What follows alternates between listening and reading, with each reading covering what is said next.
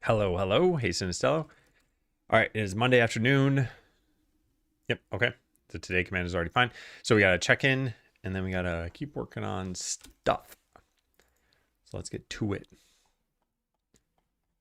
So we added the hotbar. Added the hotbar in this scene. Added the hotbar classes.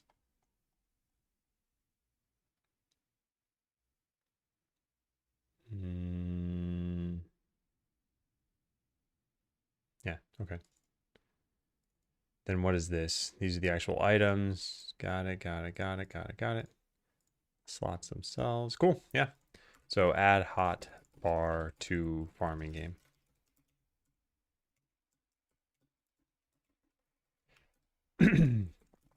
It only has shovels in it for now. It's just cosmetic. Okay, add the ability to show the game from the very beginning. Now let's go do this. Because otherwise this is kind of kind of tedious to show people a game. So set up an initial game, let's say like is platformer. So I want to make the farming game, which is something that happens at the end of the architect office. Well, it should have been something that happened there. I guess it's something that happens in the platformer game. Do I have a breakpoint here? Where is that? I do.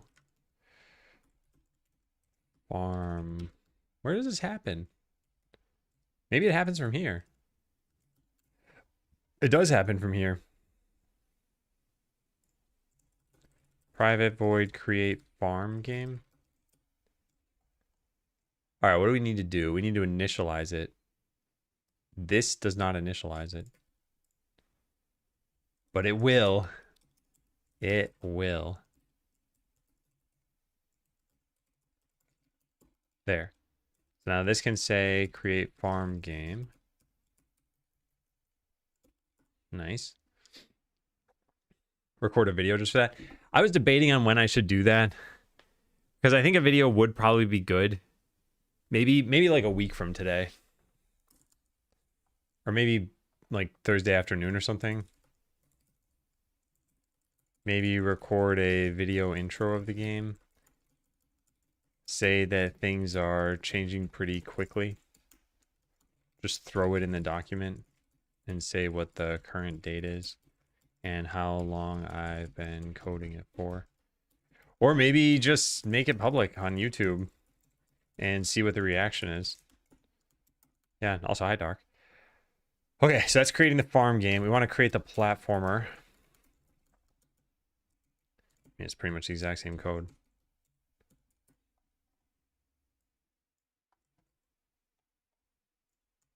So it would have been this normally. But we also have a finished game here. Okay, so this is a platformer. What is going on? Platformer game, yeah, there. Sub games. Platformer game. Okay. Cool. So we have them both. So if is platformer, create platformer, else create farming game, yeah. All right, let's go try that out. So now what I can do here is I can say I want to create start in platformer equals true. And we should just be able to run and see the platformer. And it should connect to the farming game. Oh, we have the we have the farming game UI there because I put this in the wrong canvas layer. No, that doesn't make any sense. Oh, because the farming game exists over here. Yeah, delete this. I was like, what's going on? Although you will eventually have that UI inside the platformer game. And if we're going to do this, we should probably start you back at the beginning, huh? Which is like way over here. All right. Platformer. Player. Drop you down to there. If I put them in the ground, what happens? They get teleported up? They do. Okay. Well, that's fine then.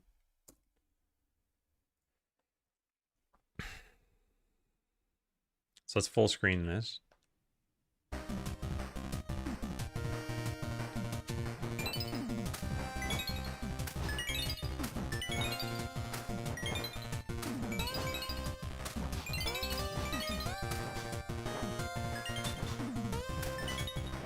What a game. Oh, that is pretty jittery toward the end.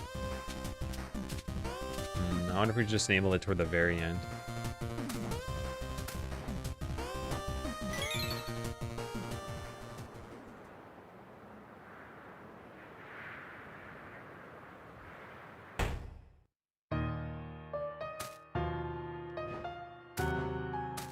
God, I love this music. I still think it's great.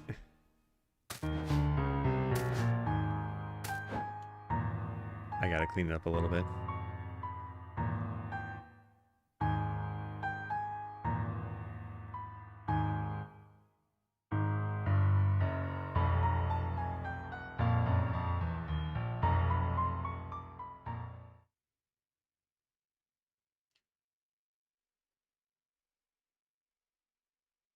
Yeehaw.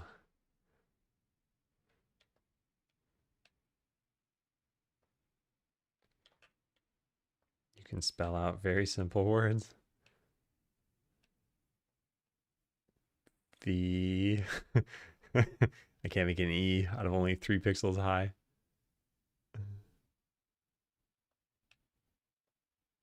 That's as close as we can get. Start the farming game by spawning you in with a teleporter animation. Yeah, probably. We can just use the...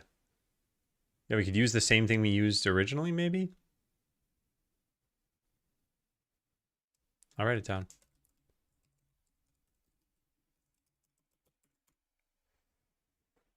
You ready to need sleep? Yeah, I was actually thinking about that.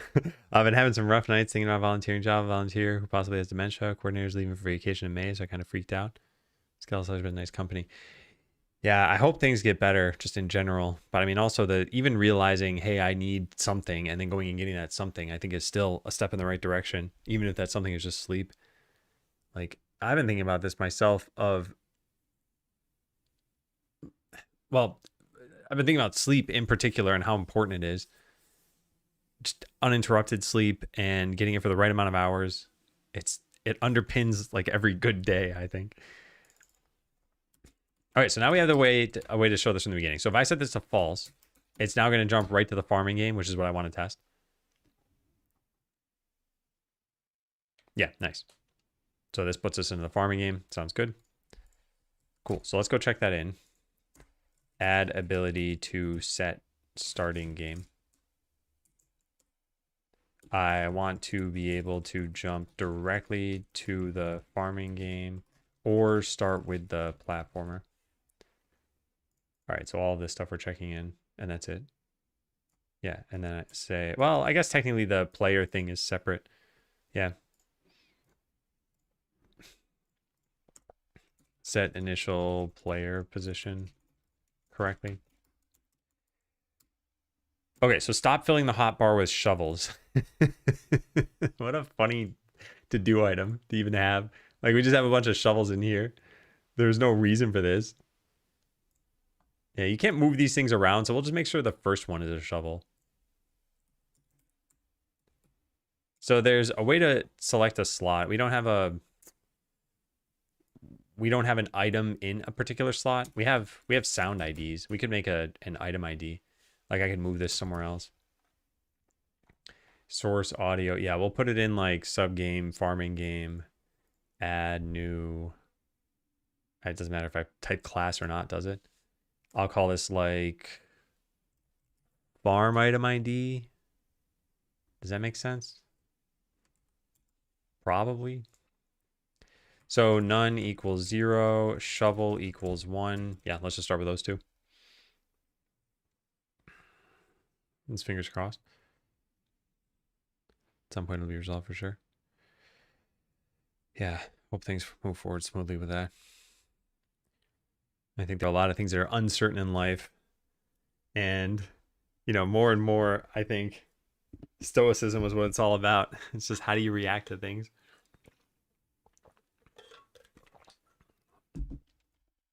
But I don't like thoroughly practice it myself. Okay, so a hotbar slot is going to keep track of what item it should have. Maybe we'll do like, well, we could just make this settable. Public farm item ID, get private set. It really shouldn't be a private set though, right? I don't know how I feel about this.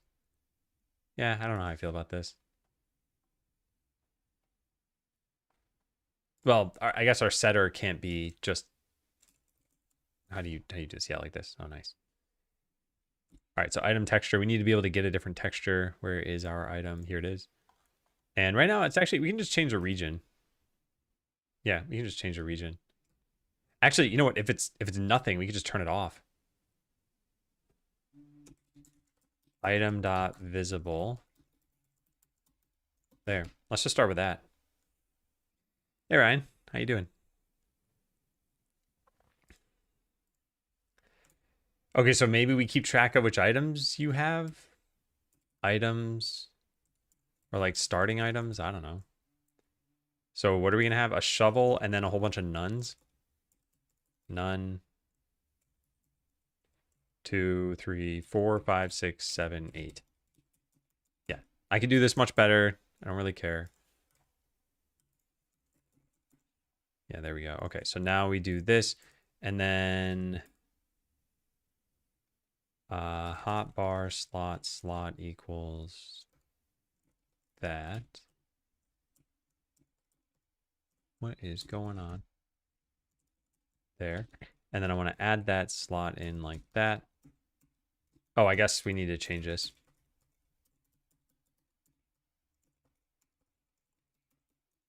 And then how do you properly cast this? Hotbar slot? Oh, nice. Okay. And then starting items. So hotbar slot dot item ID equals starting item slots.count -1. That's probably fine. Hey, Adam, thank you.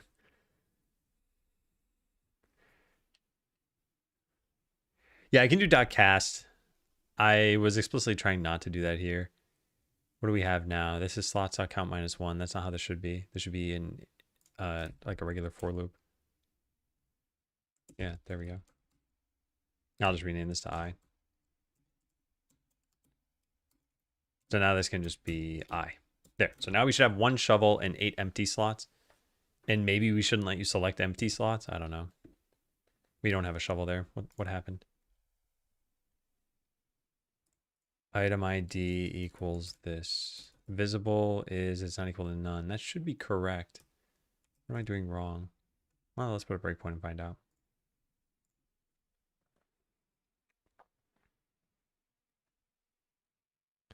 So the very first item should be a shovel. It is. So when I go into here, what's going on? Item not visible is true, right? Oh, we haven't added it to the scene yet, have we? No, we have. What am I missing?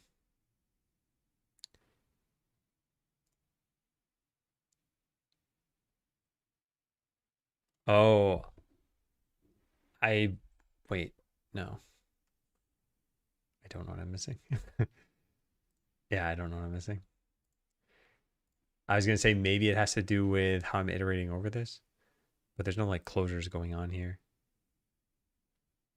So this is the first one. This is the shovel. Then we get to the next one. This is now, does it tell me what it is? Now it's none. So we're going to set that to not visible, but what is this slot? Position, global position? Can you do that? You can. Then go to the next one. It should be a different position now. No, it's the same one. So yeah, I'm setting the same slot multiple times.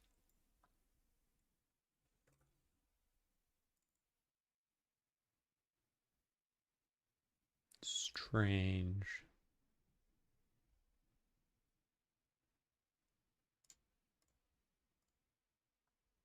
gotta stop doing that. This is some like minor issue I gotta figure out. Node should be 8, right? Yeah, 8 of these. Nodes 0 dot global position does not contain a definition for global position because it doesn't know what type it is. It's just a node in that case. So we need it to be a hotbar slots.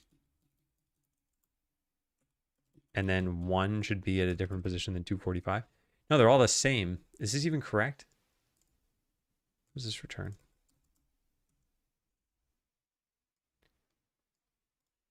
Oh, yeah, I could have just done this, right?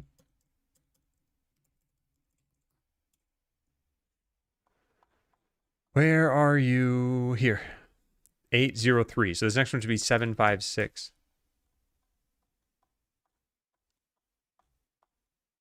It is. So the positions don't actually change. So that's not the problem.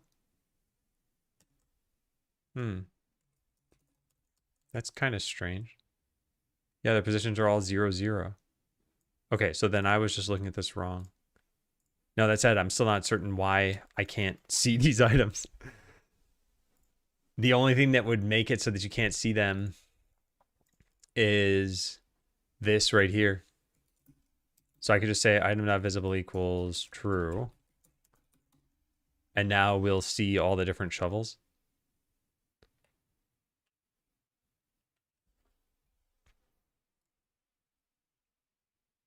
I'm not sure what's wrong. It's not like the visibility would be controlled or controlling all of these. They're different hotbar slots, right?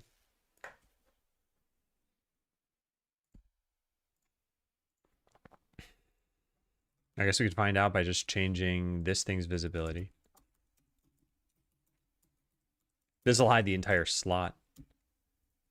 Is item different from item ID? Yeah, the item is the actual texture rectangle backing this thing. Yes, this turns off all of them. It's very bizarre.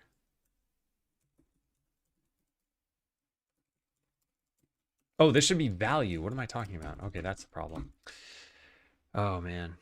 And I never even set the value. So I messed up. Yeah, I messed up 2 different things. Okay, there. That fixed that. Okay, great. All right, so this should be backed. I think there's a way to do this now, and I don't remember how you do it. Set should use field because the other accessor is using it. So what, field? Backing field is assigned but never used. I don't know how you're supposed to use field. This is new. Yeah, this only just came about. C# 14. How do you use this? Field equals that. Let's say field equals value. And then check to see whether the field is this.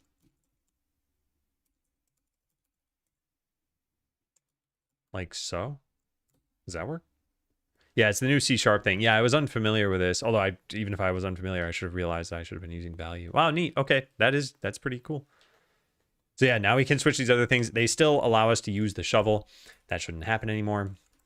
So now when you press the action button, it should use whatever's in that hotbar, which if it happens to be a shovel, then great, use the shovel.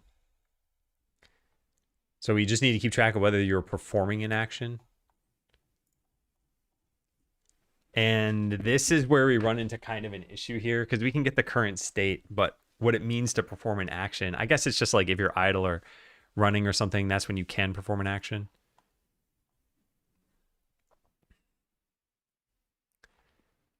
But this won't tell us that we can use, like what item we would be using. Let me think of what's best here. So if we give player access to the farming game, or even just that hotbar, they'd be able to tell what item is selected. Alternatively, we could just tell them what item is selected, and that's it. They need this in order to change animation state, so it is relevant to them. So then I think the farming game should tell them whenever the hotbar changes selected items. So public event action item, farm item ID, yeah. Item selected. I prefer it as selected item. Or change selected item, that's probably better. Okay. Now when you change it, yeah, I guess select slot would do it. Cool. Now farming game should listen for that. It's over here. Where's the hotbar? It's not in the farming game? Oh, I never fetched it. And I don't even know if we named it hotbar. I did. Hey, Corpsey. Call me a professional idler. You could make a game out of your life. We could stick to on prefix for all actions. Kevin was always opposed to that, and I kind of agree that it doesn't add a lot. But for the handlers, I'm fine with it. Just for the actions themselves, I think we should just do what Godot does. So like, let's say you have a button, and they call it pressed for that event, and they call it toggled.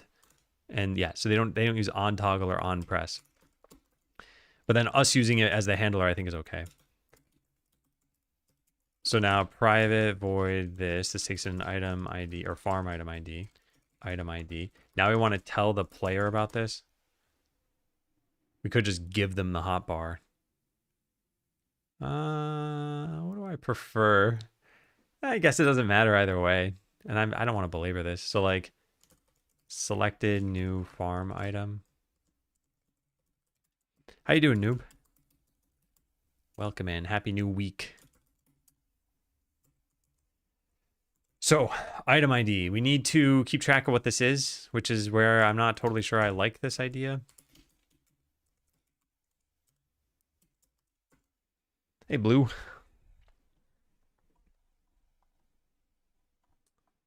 Okay, so now here's where we check to see what it is you're doing. So, like, can perform an action is that you're in a particular state. We don't actually care that you're shoveling. It's just, is performing action. So if you're not performing an action, now we need to figure out which action you perform. So if the selected thing is the shovel, then do the shovel. Otherwise, do nothing.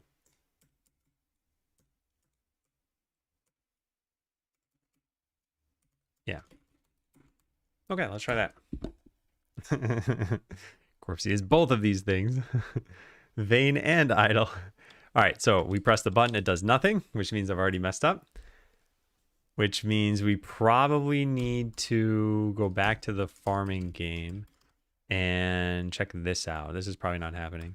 Or wait, you can't set breakpoints unless you're in non-distraction free mode. So is that getting hit? Because it should get hit immediately with a shovel. It's not.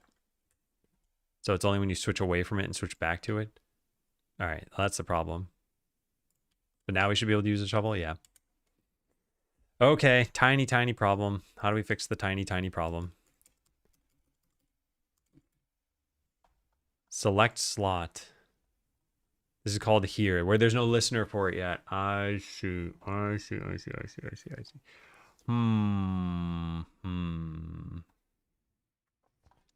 Well, who sets this up? And when do we perform all the listening that we need to do? We listen for this here. Yeah, we should just select it over here. Select item 0. This should exist. It should just be private, right? It's called select slot. Select slot 0. Then we just make that public.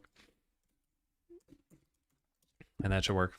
You want all those platforms to be floating or connected to the terrain? That's a tough question. Let me go look at that Pixel Fantasy Cave thing that we have. No, not this one.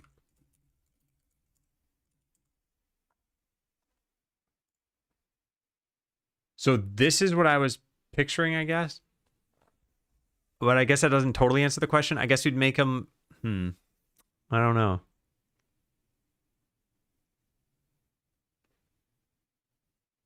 I think if they look more like this, where they're a little bit... No, that wouldn't work either, though, would it? I don't know. Yeah, I don't know. I don't have a great answer for that. The one thing we do need to keep track of, though, is that there's a way to get up from like this general area back up to the door without having to go all the way back. So just to make this clear, like you should be able to go from roughly this area up to here and not this longer area all the way up to here. So that way, if you fall at the end, you can make it back up pretty quickly. That's important. What does a listener do? It's like a big ear inside the code, and once it heard that it was listening, the thing it was listening for, it performs an action. No, that's correct. That's exactly how it works. Yeah. It's pretty much exactly like what you described too. So you could think of it as, imagine that you're waiting for some event to happen. Maybe it's a fire alarm or something. And when you hear the fire alarm, you're like, oh, time to pack up and leave. Like, that's how the code works too. It listens for something and then it can act on that thing.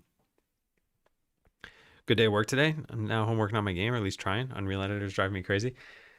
What part of it's driving you crazy? Because there is quite a lot to the editor. All right, so nice. Now you can't use an item unless you have it selected. And when you do select it, there it works. Now I'm going to try one more time from the beginning here. Yeah, perfect. Cool. All right, the hotbar is working. Let's go check that in. Don't want that there.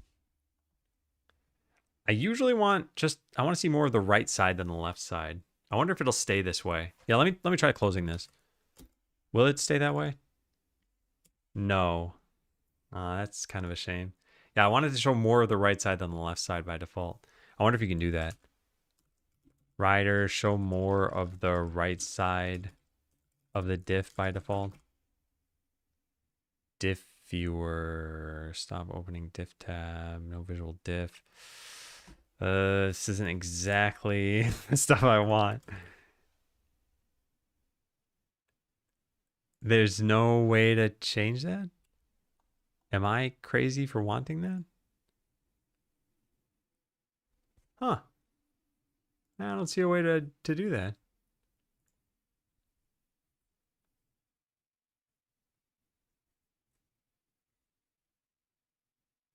Wow. Yeah. I guess we'll look into that later. I'd like for diffs to open such that the left side only shows at 25% width instead of 50% width. That way I can see more of the current code. Remember tab width? Was that in there? Or is it here or something?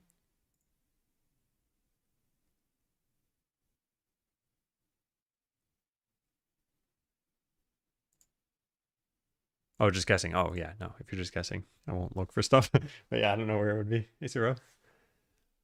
All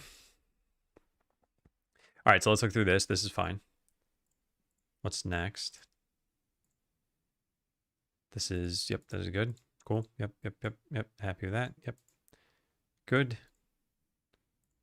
This is fine too. All right, nice. Looking pretty good. All right, just checking all this stuff. Improve hotbar. We now only show one shovel, and it actually needs to be selected for you to be able to use it. I might as well push this before I forget. Pushed. Nice. Okay, what's next? Detected with the shovel equipped. Maybe add a watering can. I mean, I don't know. Do we want a watering can? Don't we need seeds at some point?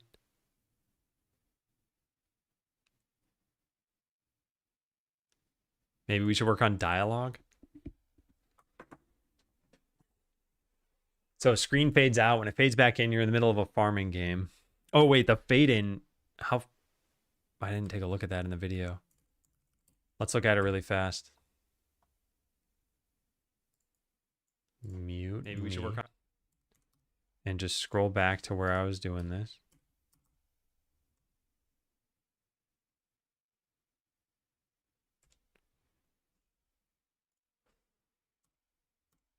Check the hotbar cycling. It does cycle correctly, yeah. Oh, it must have been before that, right? Wait, no, it was toward the beginning of the stream. What am I talking about? Yeah, it's right there. All right, so speed this up. Okay, now go back to 1x speed. So it should stay dark for a second longer. I almost wonder if it should be even longer than that. Maybe like another half second. I'll take a look at that later, though. All right, what did I just say we should do? Add a watering can or something? Yeah, I was gonna look at this. So your character looks down, they start talking, and a dialogue box gets cut off by another character saying, "Hello and welcome to Moondrop Village. You must be player." So we do the dialogue section now. I kind of would rather tackle that tomorrow.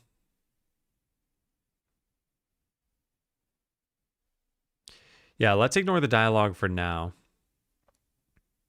I also probably need to flesh it out a little bit more. So you can till, plant seeds, water them, etc. So what tools do we have? Because I don't know what you're supposed to use. So we have a watering can, good. We have a hoe and a shovel. Should they react with a thought bubble? Well, in this particular case, they're actually going to say something out loud. But then afterward, I think they'll be used to the idea of teleporting. It just wouldn't be at first. Oh, wait, these also get outlined? I didn't realize that. So I can make it clear that this is selected. Is that what's showing up in the picture and I just didn't notice? No, the outline is for when it falls on the ground. I see. All right, so I think it makes sense to dig. I don't think you should have to use the hoe for anything. So maybe just make a watering can graphic now. They don't look like they're holding the right graphic, do they? I didn't even look at that. Shovel down.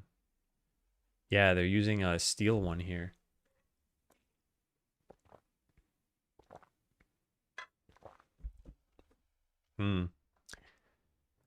I mean, it doesn't make a huge difference.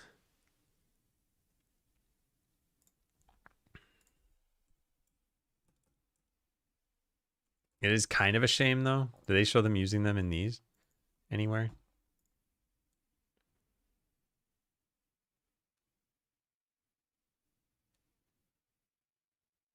They do show different ones. I don't have those graphics, do I? I don't think I have those graphics. I think you need to modify the sprites for that. Character. Oh, because I looked at the pre-made ones, right? Does it have different ones? Did I just pick the wrong shovel one? No, I didn't pick the wrong shovel one. There was just that. And even for pickaxe, they only have one. So I would have to have gone into here and load up one of these and then change the graphic. Oh, boy. NPCs. This says banker. They're a baker. I was like, why do they have a chef hat if they're a banker?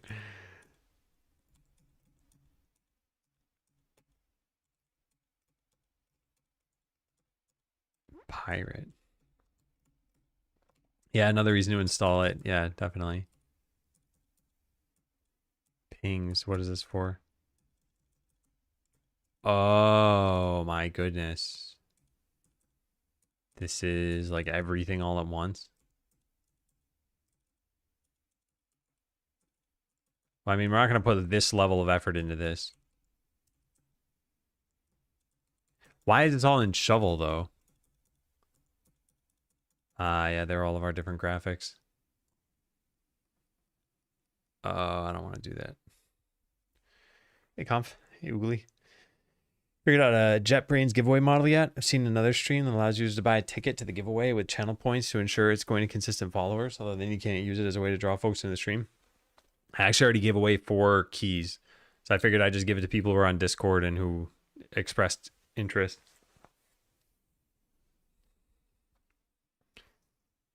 What do you call a bank for a bakery? Well, according to this person, you never know what it's going to be called. Could be anything. All right, ideally we make a new shovel graphic, or we just make them equip the steel one by default. I'll write that down for later.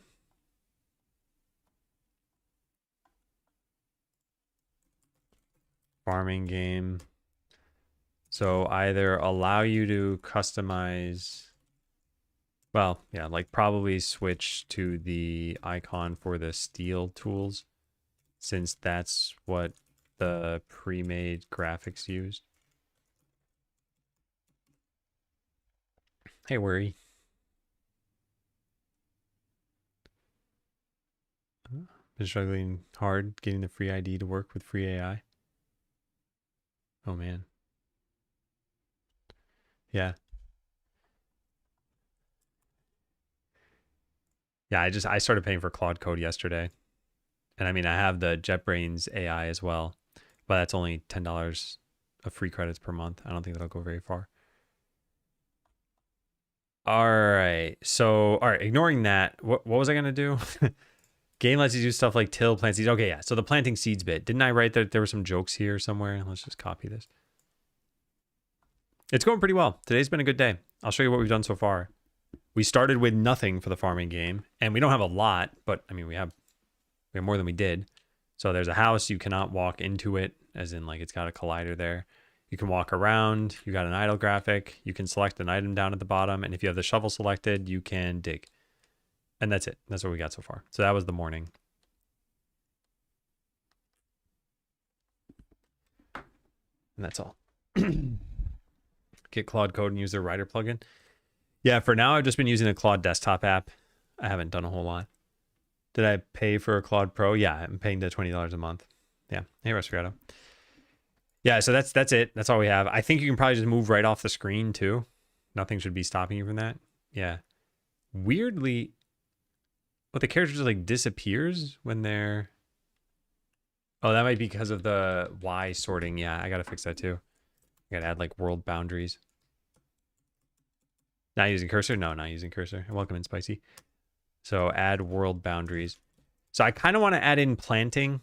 And there was some idea that I had for this, and I wanted to read what that idea was. Because there were a bunch of like jokes. Flesh out all the normal farming mechanics, cutting down trees, breaking rocks, but there's literally no purpose. Players can play this game for 20 to 30 minutes and make their farm, but they don't have to.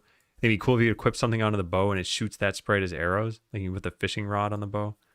Maybe you can talk to the ducks in the water. Because of how many sprites there are, maybe there's a wardrobe. This is non-trivial. Shovel should be able to work on any unimportant tile. There may be an RV on your property and you can carve right through it. If you stand around for too long, we could say that it would usually be nightfall. Wait, didn't I talk about duplicating seeds? Where was that? It's a huge difference if you use in the IDE. Probably 10x better and more effective. How is it different?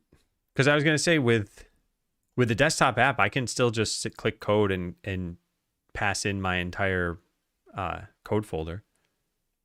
I mean, it should have access to all the same stuff it would have access to. And it just makes modifications there in the code base too. It's just not a plugin for Rider. It's just the desktop app.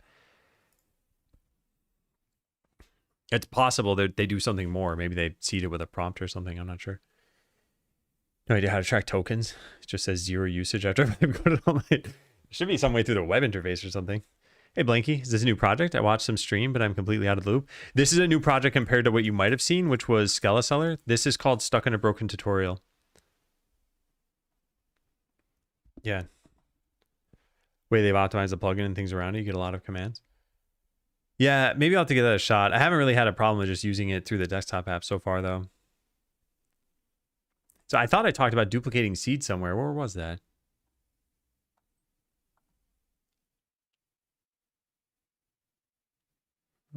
Maybe I didn't. Or maybe I talked about it, but just didn't write it down. Yeah, I just never... Okay, so I don't have a plan for how you get seeds, I guess.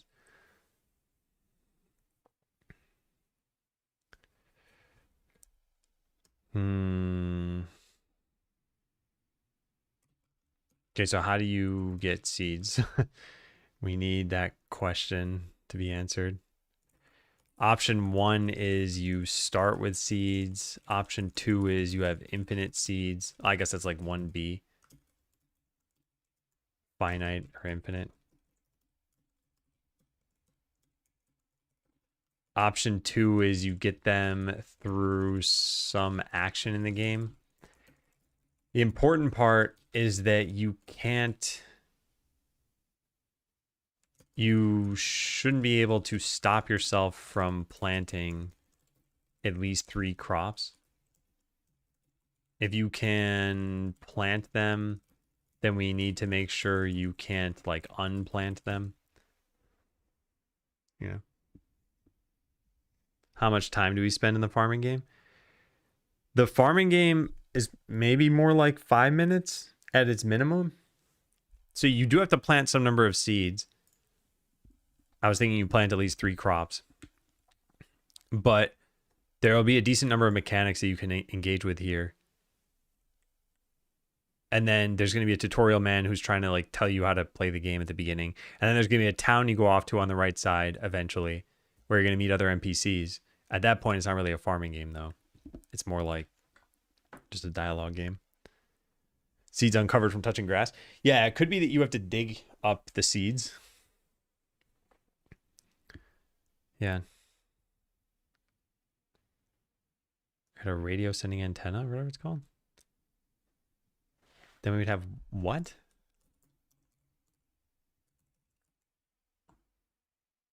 Oh, folk dance. Maybe. I'm not sure if that's what you meant. Huh, interesting.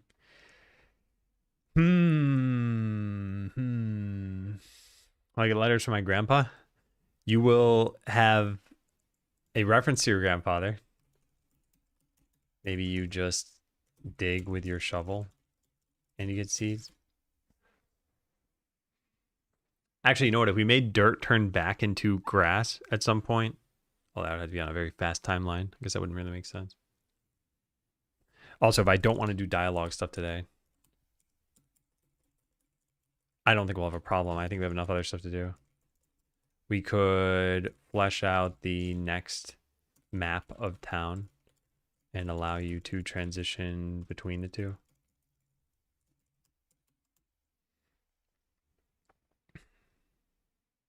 Fake seeds. No, it's still got to seem like a real enough tutorial at first. We'll get into like much goofier stuff in later games, I think. But if you can't harvest and that's how it's broken, the way it break out of the tutorial is to just plant in the same spot over and over and make a really tall plant. No, this game's already kind of on rails in terms of how the story's going to progress. It's mostly dialogue driven and it's where you meet the sidekick. So if you like escaped the farm, then you would never meet the sidekick character. Yeah. Hey, Pepper. So I think I'm just leaning toward this. You just have infinite seeds. And maybe... Or, well, I don't know. Whether or not it's infinite, I guess, doesn't really matter. The point is that you shouldn't be able to unplant seeds and it should be okay. Is this something like Inbox or GTD? I don't know what either of those things is. Inbox.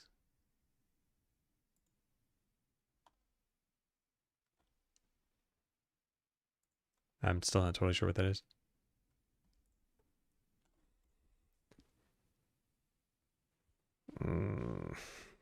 Yeah, let's just start you with however many seeds. Okay, so then let's get a seed. It doesn't really matter what. What crop should we give you? Where do we even find this stuff? Icons, maybe? Crops?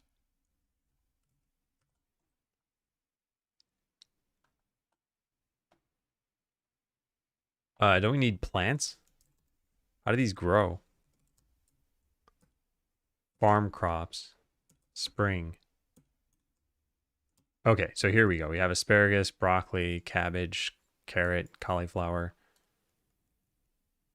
strawberries. Oh, I kind of like the strawberry one.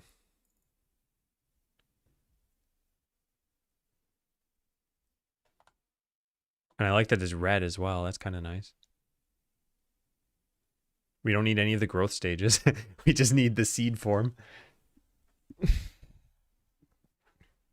Oh, I see. I just kind of keep things in a to-do list. That's all. I mean, like the Animal Crossing animations when you use the wrong tool on a rock, just bounces you back. Yeah, yeah. Or we could just make it not do anything even. I think that would be okay too. So yeah, I think you plant strawberries. What does the carrot crop look like? I mean, that's not bad either. But I want it to be something like very obvious. Parsnip, potato, spring onion. What else do we have? I guess broccoli is decent. Yeah, I'll just go with the strawberry. Let's do the strawberry. Okay, so we're going to give you strawberry seeds, which means we need to get you the icon for that, and then this too. So this will go over here. Farming, we have icons, so let's get that. That's strawberry. And then where are the icons again? Here, crops. Yeah, it says everything. We certainly don't need all of this. And there's just a bunch of blank space at the bottom. Okay, well, that's unfortunate. So let's put crops over here. Now, where are the strawberry seeds, and why do we have two of these? One has a white outline around it. It would be kind of cool to collect the strawberry seeds. Man. Let's just start with you having them in your inventory. I think that's okay. All right, so how do we do that? We got to get a totally different texture. Yeah, we have to get a different texture. So now the item image is going to pull from a different texture altogether. Okay. Let's go do that. So farm item ID. Strawberry seeds 2. Hey, Zorp. Are there airdrop of seeds? Are there birds? There will probably be birds eventually. But yeah, the birds could give you seeds, I guess. Airdrop.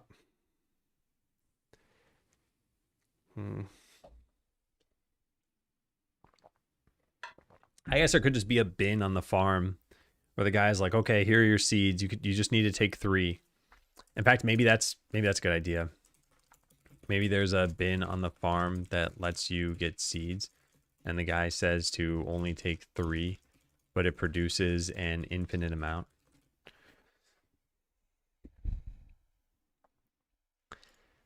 Yeah. All right, so strawberry seeds. Let's go into hotbar slot. And when you set the item ID, we now need to set the texture as well. So this is setting the background. We don't ever set the item texture. Set item texture. Or maybe just update. Private void that. Okay, so we could put all this into a dictionary somewhere, but for now, let's just do this. Switch item ID. Case shovel.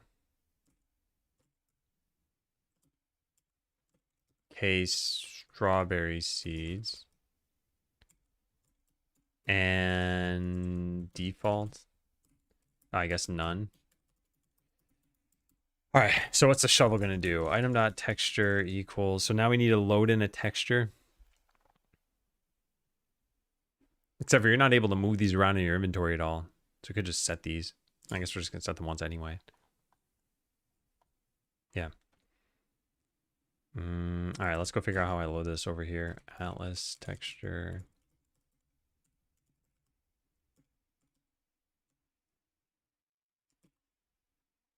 Where is...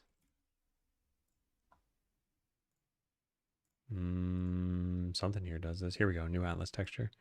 And there was 2 cropped texture on this. We might need that in this, so there's no spray bleeding. So the Atlas in this case is going to be res, assets, sprites, objects. I don't know where I put this. It's apparently not in there. It's just inside of, it's in UI. It shouldn't be in UI. Whoops.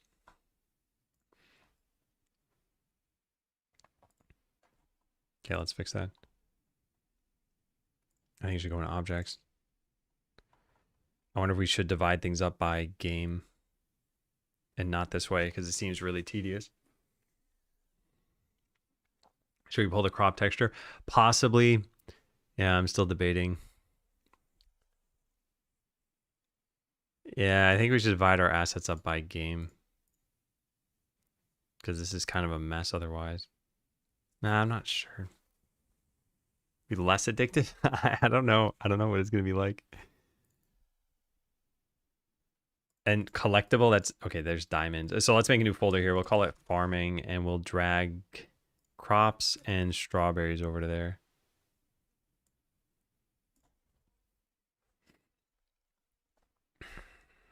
Okay. So it is now in there, farming. So this comes from none of this stuff. Oh man. It's in icons. Ugh, yuck. Yeah, this is why we should split things up by game. We will probably be using assets cross game, but I don't know how frequently. At the very least, it'll be in the demo or like checkpoint 1. Okay. Well, let's just find where this is. Sprites UI.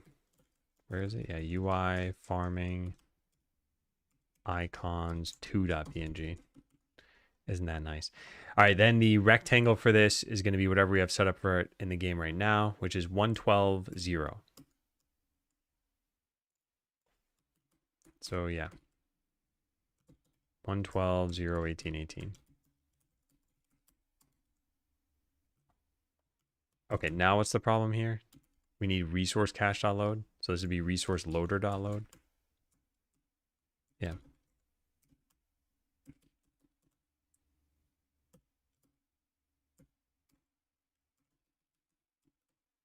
And resource is not a thing we can use. I don't know what the problem with that is. Cannot convert resource to texture 2D. Oh.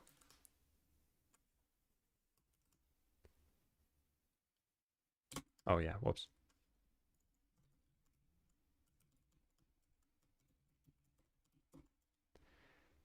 Okay, 2 crop texture we'll just delete for right now. All right, so that's looking pretty good. Now let's take this, put this over here. And in this case, none and default will both break.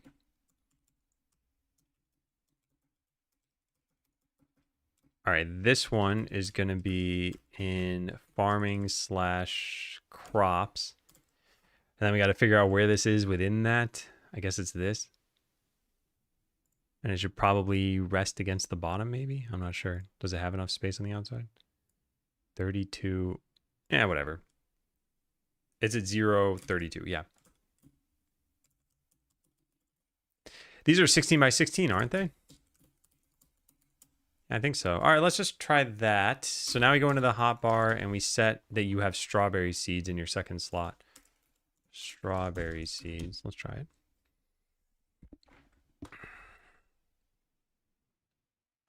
Okay, so did that look good? I can't actually tell.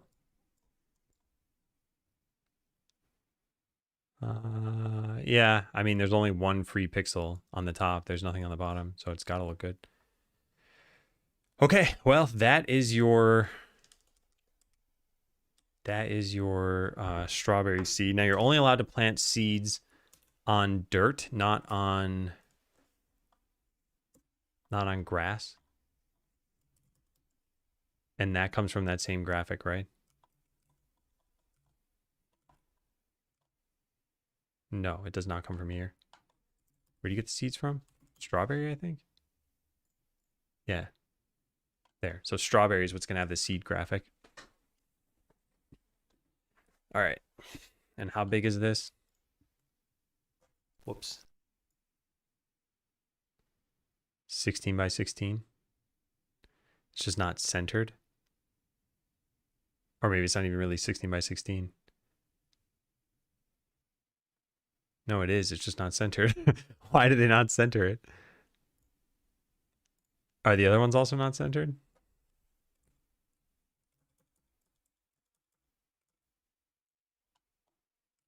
Yeah, they put them to the right for some reason. So if you drag a 16 by 16 rectangle or square, then there's way more space on the right side. Yeah, I wonder why they did that. I might just shift it to the side myself because I want it to be in the middle, I think. All right, well, we need that graphic to show up somewhere. So I guess let's go make a new thing here and call it farm seed or just seed. And it'll be a sprite 2D. And we'll click load in strawberry. And we'll have it use a region. I could just make this an atlas texture. So region 0, 0, 16, 16. Set its texture to nearest. And then just move it slightly. Wait, what? That doesn't look like a picture. What? Oh, there's a shadow in it.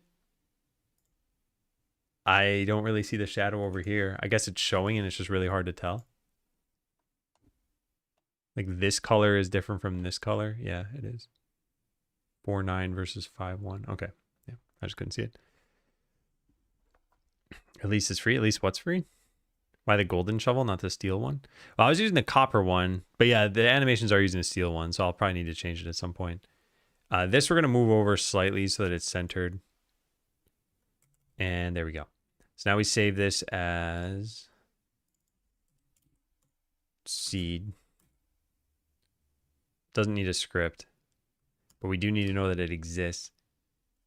Alternatively, we just make this into a tile set thing and just change the tile in the overworld. And then we can just query it. Oh yeah, I bought this, yeah. Hey, Tim. And hey, David. How goes game dev, Tim?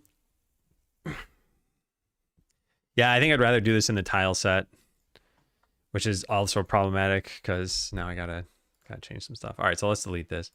Show in file system, just delete. Now we'll go back to the farming game here. And we have the ground layer. We're going to add a layer above this or next to it or something. Tile map layer.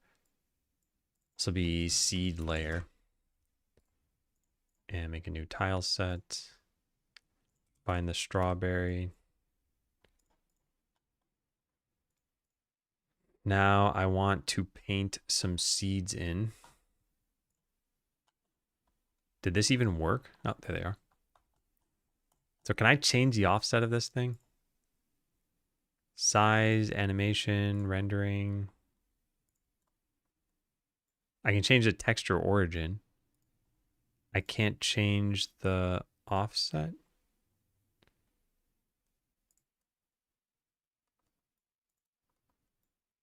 Apparently not.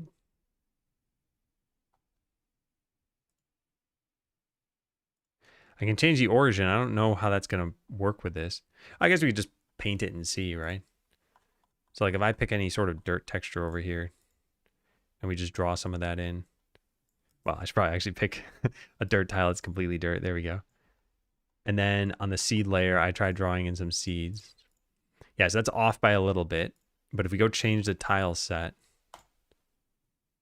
and change the origin. Oh, nice. Yeah, that's exactly what I want. So like that's pretty good. Yeah, that's pretty good. This right now is Godot. This is the game engine, but I use Rider as my IDE right now. So it didn't go my way. Took a bit of a break. Feel so close and yet so far. I know the feeling. And you're on the tail end of your project too. But hang in there, as I'm sure you will. Changes in the sprite, less painful later. I'm going to just do it this way for now. A lot of this will probably kind of just be good enough unless we end up really developing the farming mechanics in this game. What about the next stages? The next stages aren't ever going to show up. At least I don't think so. Because the next time you come back to this game, days will have passed and your entire farm will be covered in strawberry plants, like the fully grown ones. Oh yeah, I do already like Rider more. Yeah, I'm not. It's not something I'm trying to be secretive about or something. I think it's pretty good. Yeah. Okay, so there we go. Let's delete this now because I don't want this to show up yet. I want the player to have to do this. And then how do we undo this? Like so. There. Okay, so now you need to be able to plant seeds. And the way you plant seeds is by modifying a different tile map layer. So let's go get that. I can probably do this before my break. Let's see if we can get this working fast enough. Where is the farming game? Not this. All right, I want the seed layer.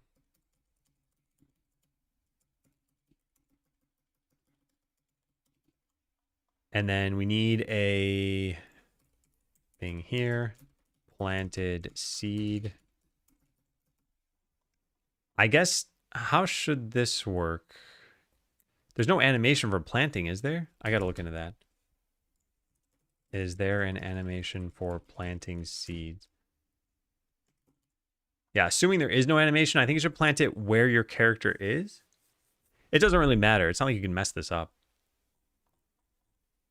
So yeah, if your selected item, else if selected item is strawberry seeds, then plant seed.invoke with your current position. And then we just need to change that. So we have shovel somewhere. Where is that? There, use shovel. So this will be planted seed. On player planted seed.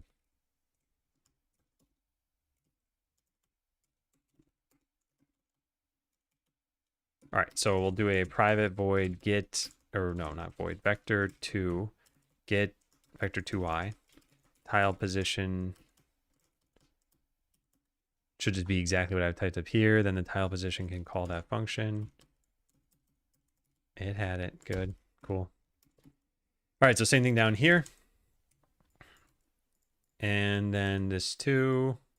This is the same thing. This is going to be the seed layer. Set to source ID. And then we just need to find out where the strawberry is, which I guess is this. Okay, let's go try that out. Waiting with held breath for the driving game. Tim Cart. We don't ever explain why it's Tim Cart. All right, so yeah, you can plant seeds wherever you want. You just walk around planting seeds. Does not require you to have dug anything out first. So we got to stop you from doing that, but I'll do that after the break. Only allow planting seeds on dirt, not grass. Yeah, I mean, it should be pretty fast, but still, let's take the break now. Is it jump time?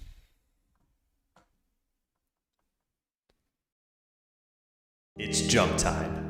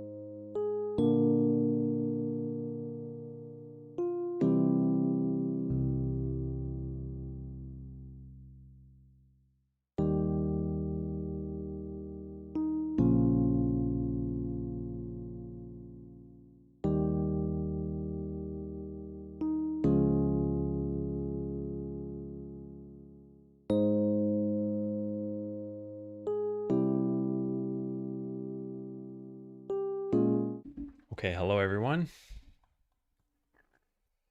Close the game.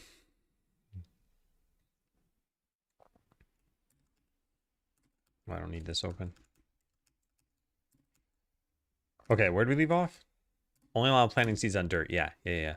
So player planted seed. This is something that we need to check the ground layer for to see if there is the correct tile.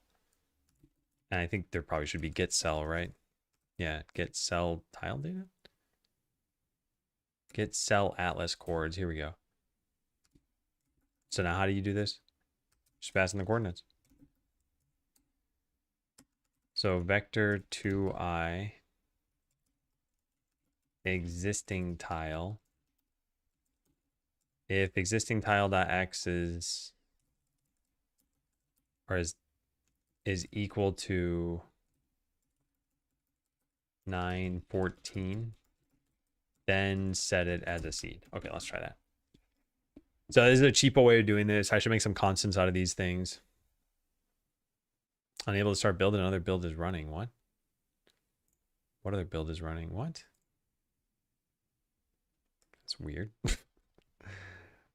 All right, so if you just try planting seeds, it doesn't let you. But if you harvest, then you can plant seeds.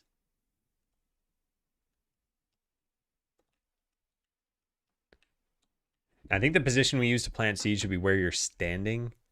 And it's not exactly where you're standing right now, because your face is at 0, 0. So we should add a few pixels. Let's add a node 2D here and just move this down. Yeah, so like 5 pixels lower.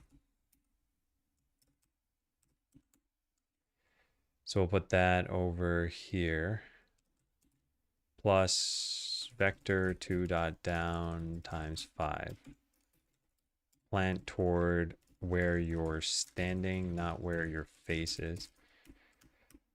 Okay, farming game, we need 914 to be something. So private, static, read only, vector 2i, dirt tile. Yeah.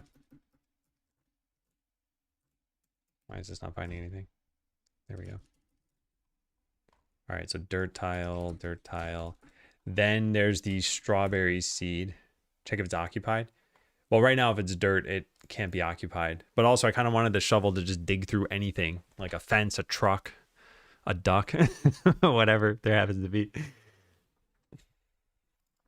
Oh, this shouldn't have changed.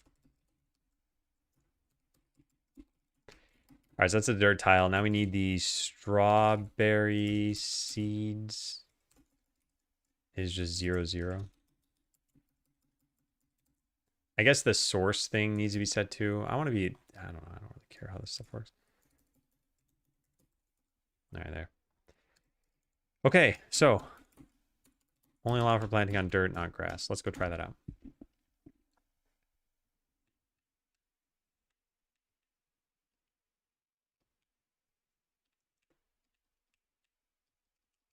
Yeah, looks pretty good.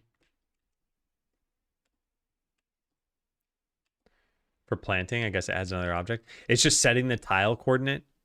So it's like this in the sprite sheet. If we were to paint a, my goodness. Yeah, if we were to paint some seeds, if we go paint even more seeds, like if I do this and then this again, it's still only 1 seed on each tile. Yeah, it's not instantiating, yeah. Okay, I think that's good. Probably check that in, right? So what did we just do here?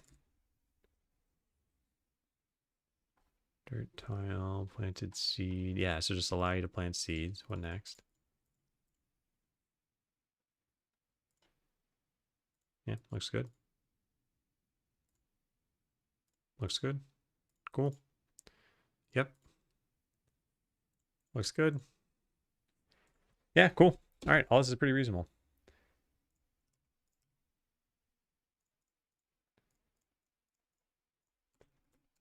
Allow planting seeds in dirt. We do have the tilled soil. We're not actually tilling soil, are we? And watering the soil too. I mean, I'm going to allow for watering. I'll do that next probably. Using specific design patterns for the software architecture. I mean, there are some here and there. A lot of this actually, it's kind of an interesting game structure because the games that I'm making, like this farming game, the player doesn't need to be in them for a very long time. So it just needs to be a convincing enough farming game. Like right now it's not, right? There's just blank green space. That's not very convincing. But once we get to that point, we fleshed out the world a little bit. There's some movement to everything. You know, you can interact with some objects. Then that's it. We're kind of just done with the whole farming game. And now we can just move on to the next one. As a result, there isn't a lot of maintainability you need to think about with a game like this. Like not the farming game, at least. Whereas if we were making Stardew Valley, like whatever we do here, the player's going to interact with over the course of hours and hours and hours. But this game, they'll probably play for like 5 minutes and then they'll move on.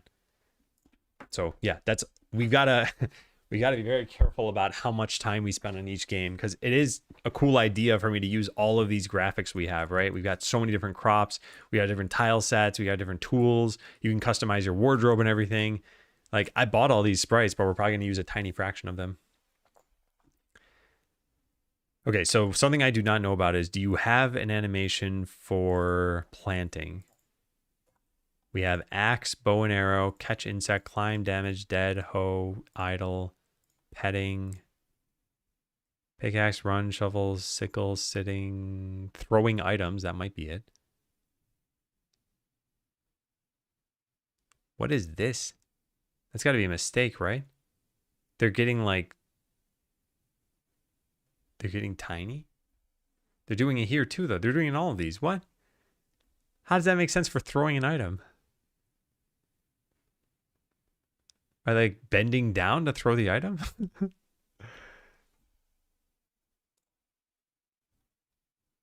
I don't really understand that. There's also pickup items. What is all this?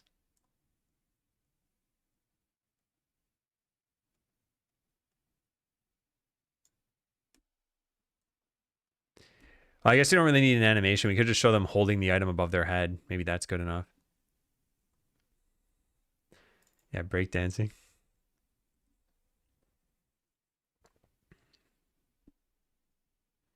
Yeah, that would look probably pretty good.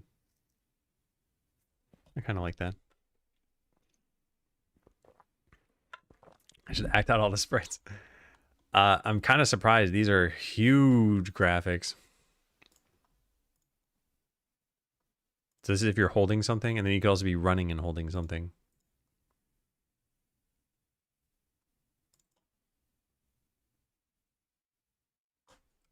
I don't think we need pickup to be a thing, do we? I-10's box.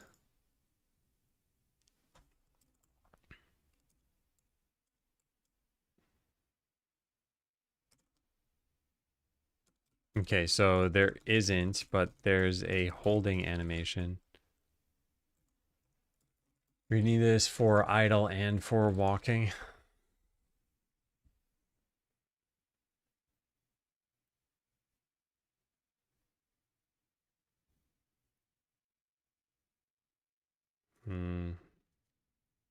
Do I want to do this?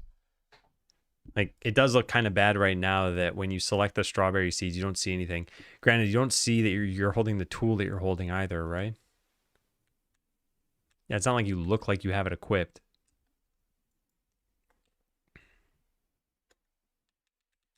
But at least when you got the seeds, I think it'd be kind of nice if you saw that you have the seeds equipped.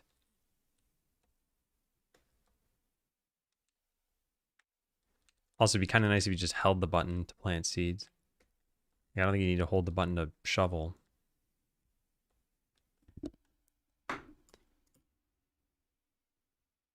Well, the spacing in that case is probably because they pictured that you'd have to put items on top of a character who's holding something. That's my thought, at least. Allow for planting many seeds by holding the button down. All right, is it worth it? Is it worth doing this? You hold your strawberry seeds above your head.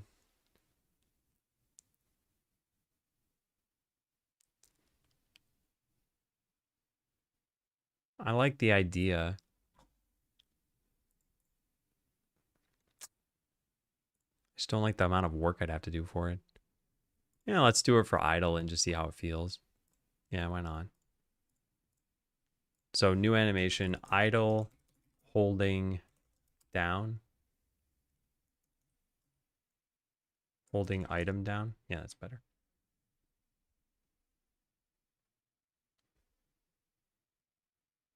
I should just duplicate an existing one though, right?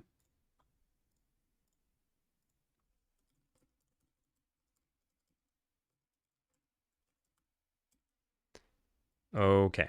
So texture. Oh wait, we gotta go put the textures in the game. Right. Characters, farming. All right, so this is keep both. So this is called idle hold.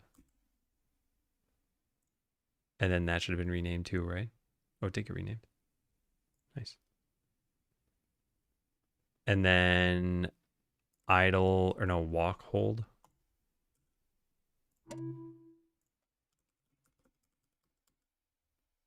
I guess we could capitalize the I and the W. I'm not doing the run graphics yet, so it doesn't matter about those. Okay, so now we plug this in. Quick load, idle, hold.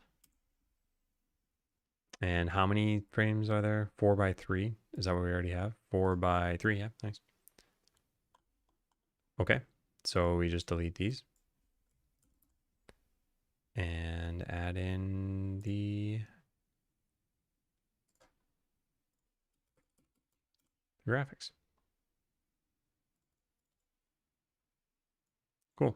So this should be their holding graphic now, right? Yeah. Nice. Now we duplicate that a bunch of times. So hold item up and hold item right. Now we go into up, delete these. This is still hold right. Yep. And then right.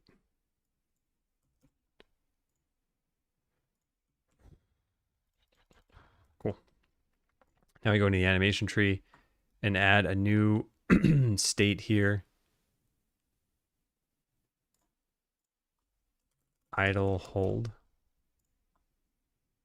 And then add some points.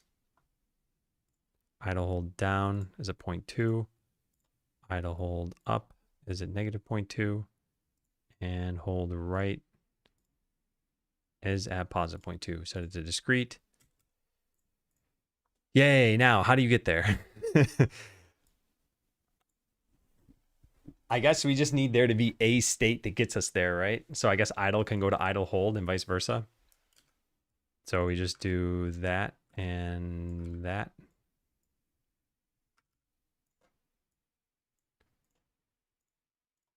All right, set it to enabled and enabled. Should be idle in the first part instead of item, right?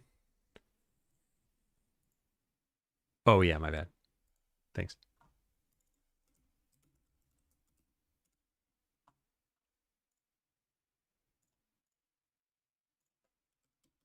Oh, that's gonna break everything. Oh, man. All right, maybe we can just search for it and fix it in the scene. Item, hold, item, down.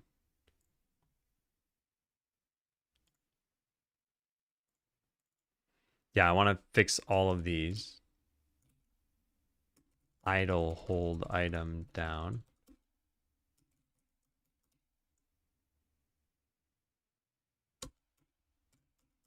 Oh, there we go. I could just do this. Idle, hold. Okay, that should fix everything all at once, I think. Yeah, I mean, let's hope so. All right, so now when you're holding the item, we need to switch you into that animation, and then we need to show the item graphic on top. Switch into the correct idle animation. Switch into the correct walk animation. Show that you're actually holding the item. And we might want to move it up and down as well. Maybe there's a node that gets moved. I don't know. So farm player.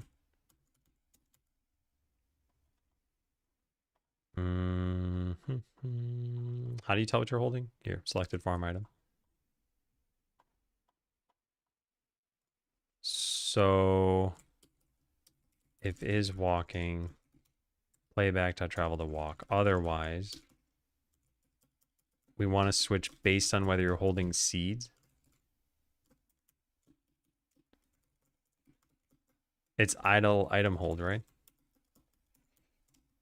All right, let's try that. So it's just going to make the character look like their hands are up in the air, but they won't be holding anything just yet. As soon as I switch. Nope, doesn't like that. Condition has travel as true, returning false. No such node idle item hold. What did I call it? Idle hold? Well, that's the problem. Item hold. Okay, let's try that.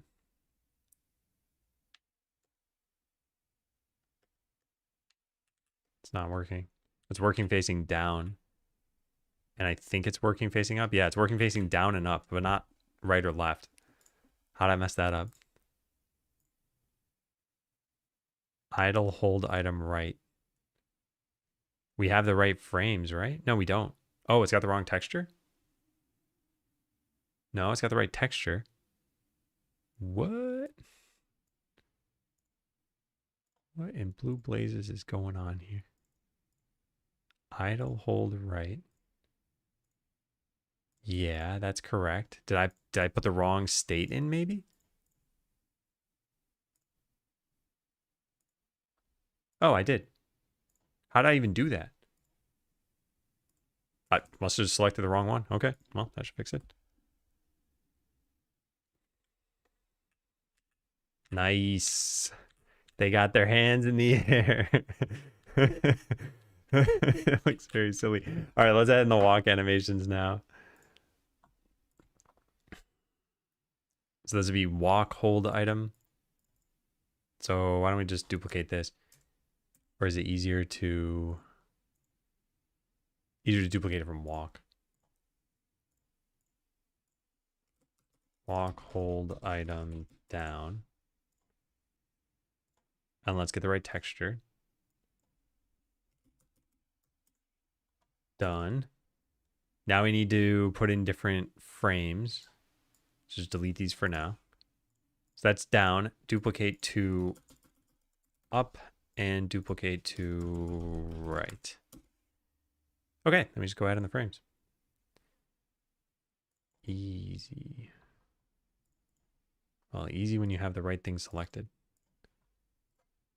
There. So this would be walk hold. And I want to go to the down facing animation. So this will be set to 6. And then we just click, click, click, click, click. Good. Did I mess that up? I did mess it up. That's up.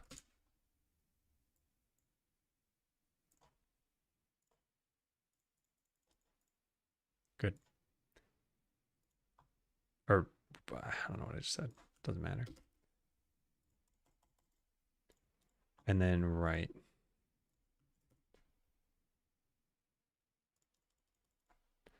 Cool. Yeah, we did without having the extra space. Yeah, we use a script to cut it down. All right, so we have all those. Now we add in the new thing, blah, blah, blah. So I guess you can go from idle to walk hold. It doesn't really matter how we do this. Call this walk item hold. And then add in our couple of things over here. So this needs to be walk item hold down. And that's at 0.2. Walk item hold up. Walk item hold right. Set it to discrete. Make sure all these points are at the right spots. Yep, yep, yep. Make sure they're all the right hold thing. Yep, they are. Good. Okay, now we just transition in those.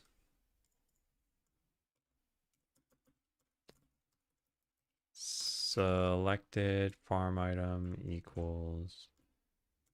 So this will be walk.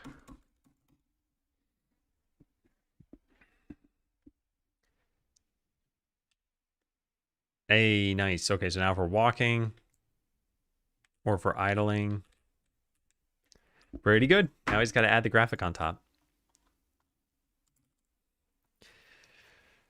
So in this case, it's going to be the seed graphic that the hotbar slot needed right here. So maybe we should make some like farming texture thing. Then again, all you're probably ever going to hold above your head like this is going to be the seeds, right?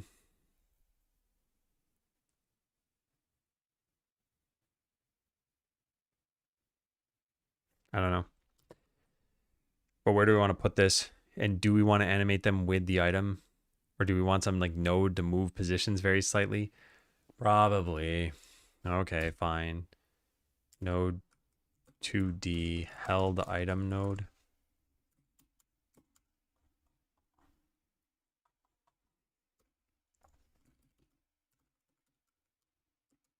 Node 2D held item node. Okay, go fetch that. All right, so if you're holding an item, we want to potentially show this. This visible equals, this is specifically equal to strawberries. Except it should probably just be a sprite. I guess we could just add whatever we want under there. That way it could be animated. Why did it even take so many years?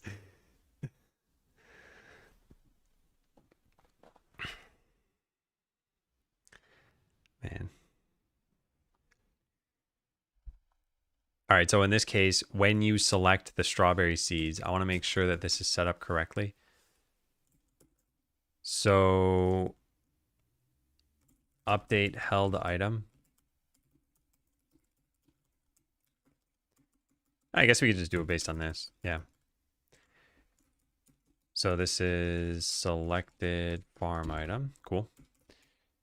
And now if the held or if the selected farm item is equal to strawberries, well, no matter what, we want to clear out what's in that node. Held item node dot get child 0 queue free. They might not have a child.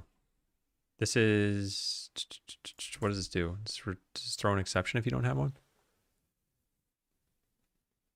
If no child exists, method returns null and an error is generated. Okay, fine. Then we need to check it first. If held item node.get child count is greater than 0, then free it. There. So that should never be a problem. Now we want to add a node to it. So this is going to be a sprite 2D that has this thing's texture. Let's put it there. Sprite 2D seed sprite equals new. Texture equals this.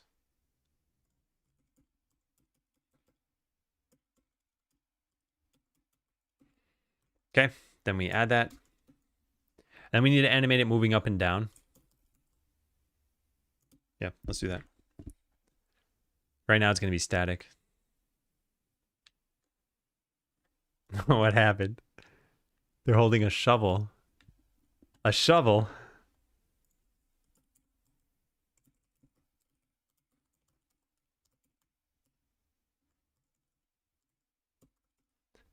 Why are they holding a shovel? Because I took in the wrong sprite. Whoops. Well, that should have been here. All right, so now they'll be holding seeds, but they're going to be holding it in the wrong spot. So when you're holding an item, we need to animate this. This is going to be so annoying. Property, held item, position. All right, so I guess initialize it at nothing. And then cut this thing out. So where'd I put that? There. Can we just move this? We can't? I can't even see where this is? Oh, no, there it is. But I can't just move it like this? Apparently I cannot. That is rather unfortunate.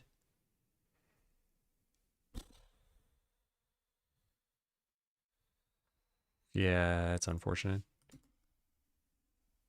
So if I set this to 5, it's down there. So I want this like -5. This just needs to be good enough. -7 might be fine. And then they kind of bob their head up and down. So when they bob their head down, they should probably move. What is going on with their arms there? Yeah, something's kind of messed up there.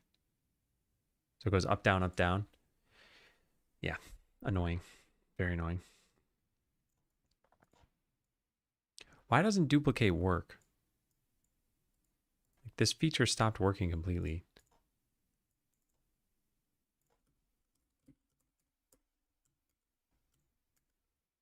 All right, so paste that in. So that's -7. So now they go down by 1 pixel. Okay, so this would be -6 now. And then duplicate both of these, copy, and paste. Okay, let's see if that works. So now just when they're idling facing downward, the sprite should move up and down. And we just need to do that for all of them. Shaking in place super fast. Recorded video doesn't show it. Strange. But yeah, I think we can probably fix that. All right, so now we hold this item. Oh, it's animating smoothly. That looks kind of bad. I want this to be discrete. There. Now, how's that look? Yeah, so it's only facing down that it looks good. And that is pretty nice. Yeah. I like that. Okay. Well, this is where I find things to be pretty tedious because I want to copy this everywhere. And we can't just copy the whole thing, can we? Let's see what would happen if I tried. Can I just paste this now? No.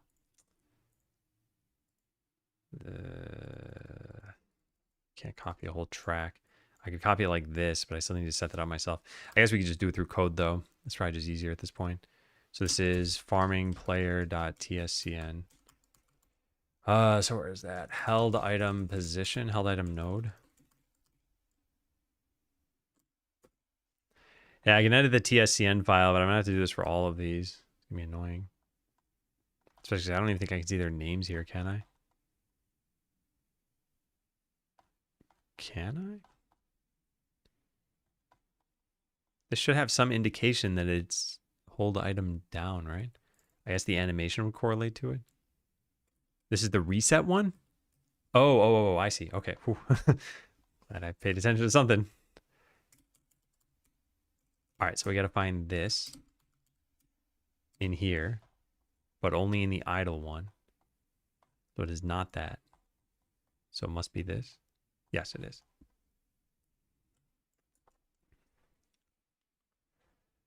Where does the opening curly brace come from? Oh, keys. Okay. Yeah, so now we put this everywhere. And we just hope that it looks good. So this is the right one. This is the up one.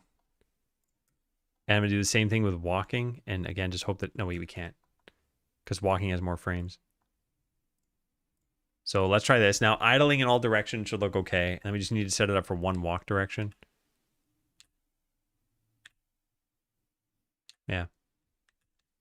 Pretty good. So we dig this up and then we plant a seed. Yeah, neat.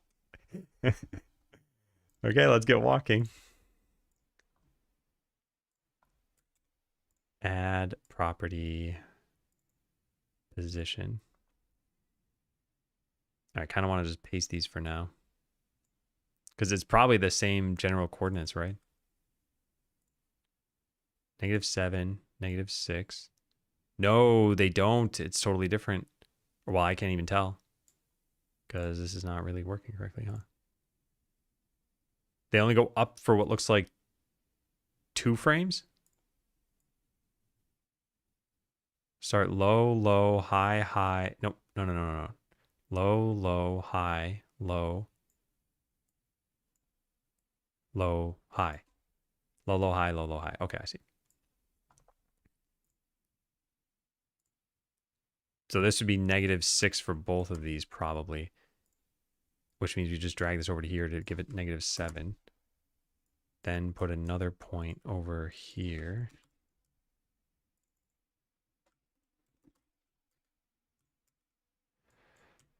And then back up to this point. Good. And then... Wait, what did I do wrong? No, the high point should be up here. And we set this to discrete. All right, so that's walking downward. So walking downward should look good. And then we can copy paste that to the other ones if it does. Yeah, it's pretty good. Wow. Nice. Yeah. Walk item hold down. It's not called that. Walk hold item down.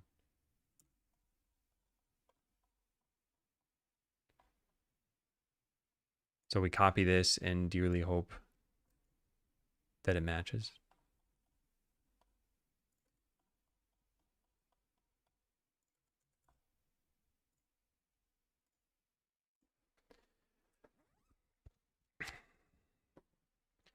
Turn up the heat quite a lot. Now I'm way too warm. I'm always freezing at lunchtime. Okay, how are we looking now? Let me full screen this.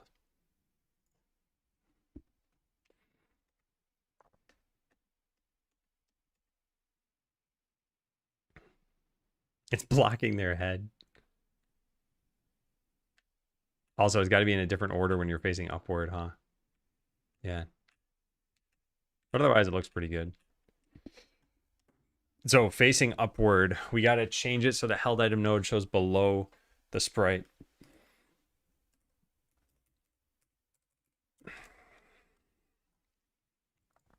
How do we even tell what direction you're facing? Oh, we need to do this in physics process. We can't do this. Yes, we need to do this every frame, basically.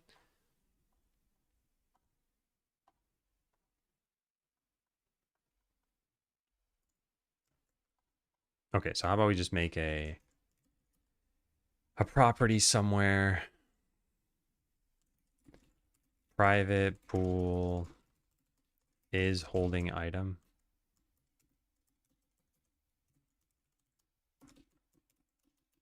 Now I want to delete these. Well, this is specifically strawberry seeds.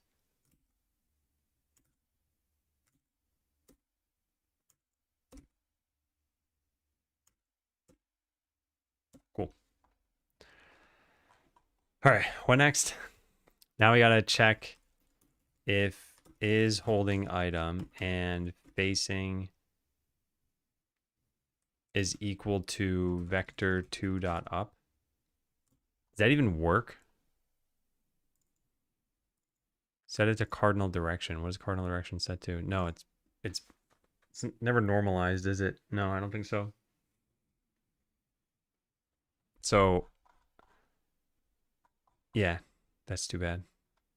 Maybe I just should normalize it. Yeah, this is silly. This should be the sign of the direction. Isn't there some built-in thing to do this? Mathf dot sign direction. This way it's guaranteed to be normalized. And now we can just compare quality. I think. I'm not positive about that, but I think it should work. So if it's equal to up, then we need to relocate the held item node. So what is it? Re something child? Search for child. Move child. Oh, what's it taken? A node and then its index. So held item node. If you're facing up, it's got to show up before. So get child, get index, get, how do you do this? There's no get child index? Well, I mean, we should just put it all over here, right? What am I doing? Also, it's not even the farming player needs this, not the game. I am doing this in the player. All right, so we can either put it here or we can put it afterward. So I guess add node 2D. So be like sprite and item. Put them both in here.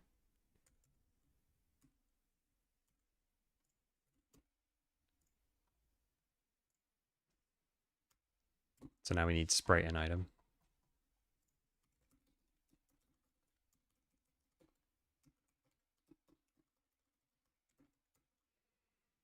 Well, we're making progress. This is how a lot of this is going to be, by the way. It's kind of drudge work, I feel. Get child should have an index. As in we can do...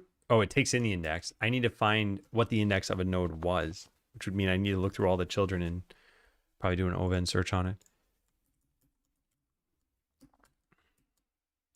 So move the held item node to 0 in this case.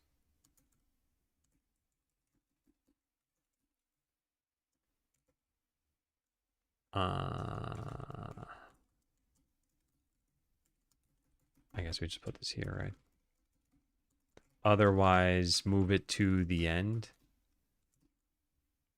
Or just move the sprite to the beginning. That should work. Let's try it. It's technically doing this every frame. It doesn't need to. And it broke.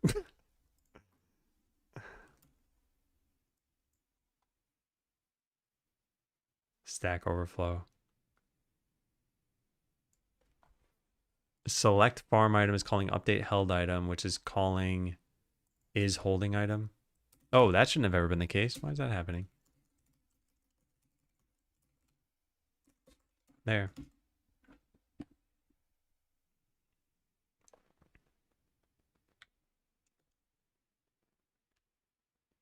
Nice. Except for there's one frame where it looks wrong. Or does it? Maybe it doesn't. No, that's fine. Is this convincing? Does this look good?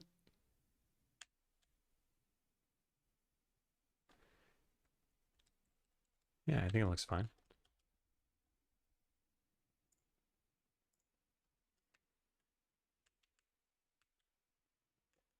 I did it for all of them, right? Yeah, I did it for all of them. So now we can plant seeds.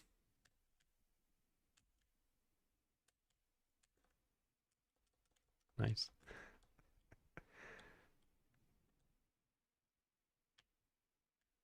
I don't need get index anymore. I ended up working around it.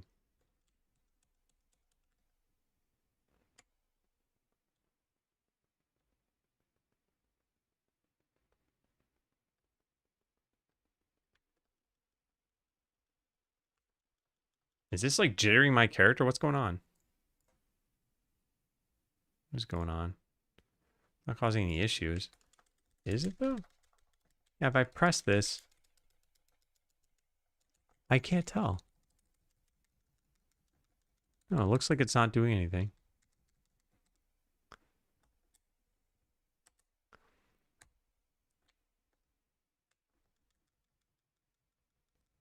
I think it's just the animation that seems weird. Let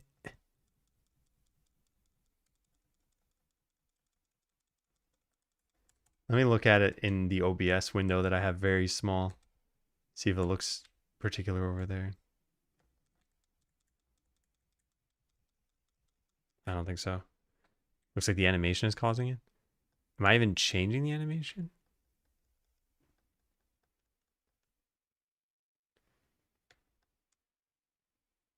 But I guess what I'm trying to figure out is when I press the button, is something going on? Yeah, something is happening.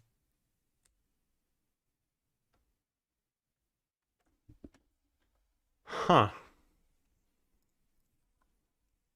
What would even do that?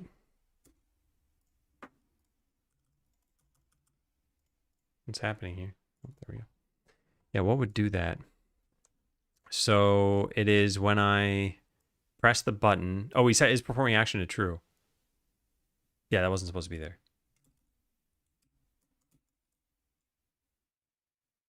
Because planting a seed doesn't actually cause an animation. Okay, that should fix that. So we don't need this. Okay. But shouldn't that happen whether I was... It doesn't matter. It's fine now, then it's fine. Yeah, now it's smooth. Okay, so how about we start with some dirt on the farm? That way we don't need to keep clicking, which takes a long time. What is it? Walk up couldn't resolve track? Doesn't sound good. I don't even think there's a problem. Huh, strange. Okay, ground layer. We got to go find that exact tile, which is 914. It cannot be any other tile. It's that one, right? 914, yeah. So it's the second set of dirt ones right there. Okay, got it. Now we just draw a layer, and now we should be able to just farm right onto there. If I mess up the index, it'll be obvious because I won't be able to farm. Nice. Yay, look at this go. Should I add running animations? I feel like I want to be able to run, but it's not really important for this game.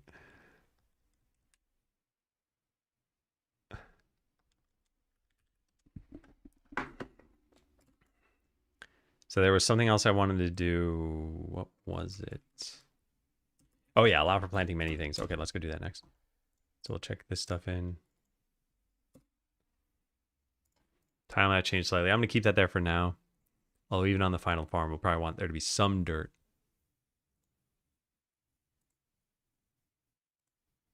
Okay, looks good. Looks good. Looks good. Cool. Yep. Nice. All pretty reasonable. I don't want to look over any part of this file. Oh yeah, we added this in. Idle hold, walk hold. Okay, so show held item above head. It even changes the order of the sprites when walking upward. What else did we do? That was it, right?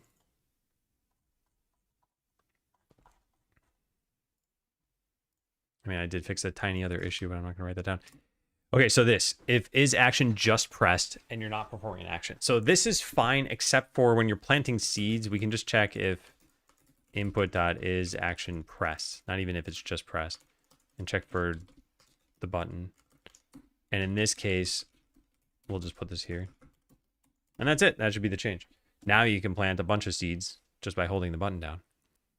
Let's go try that out. So if I tap it, it works. But if I hold it, nice. Nice, nice, nice, nice, nice. Now we're farming.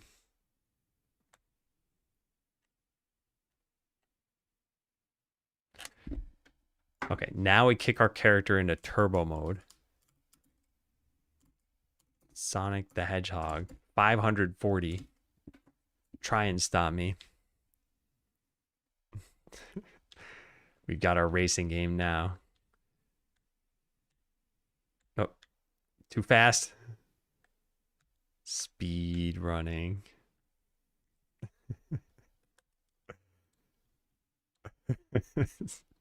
Very silly. See, these sorts of things, I want to just mess around with at some point, and we could just leave this sort of thing in the game, and then, like, I don't know, maybe you can eat a strawberry, and eating a strawberry does this to you for, like, a couple seconds. Well, it's really hard to target any particular tile like this. Like, I guess I could nudge the stick, and I shouldn't move super fast, right? Oh, no, I normalized it.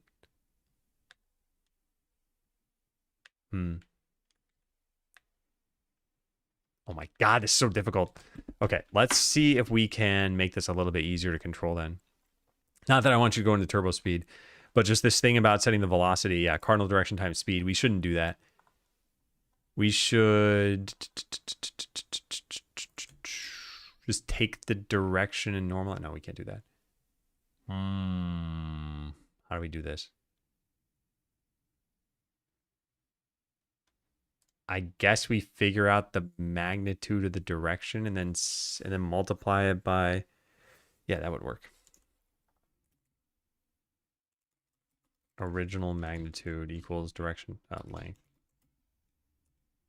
No, wait, it's always going to be 1. What am I doing? No, that won't work. I want to cut out. Okay, this is dumb. Hang on one sec. Come on in, Abby. Come on. Yeah. Who's a good cat? I'm not sure what I want to do here. It doesn't really matter when your speed's only 40, so maybe I just shouldn't do anything. Yeah, maybe I just shouldn't do anything. Hey, cool penguin. KS? Do you mean to type something else? Does that mean something? Oh, hi. Hi.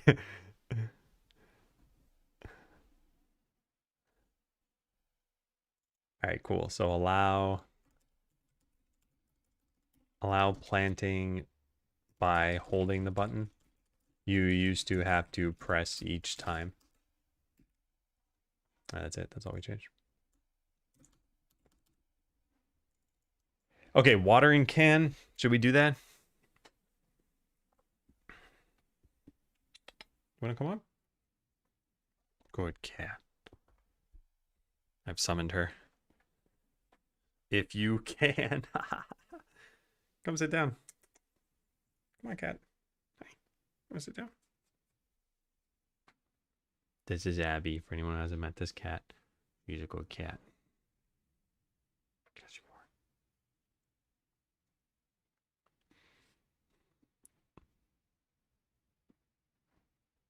You're gonna start purring?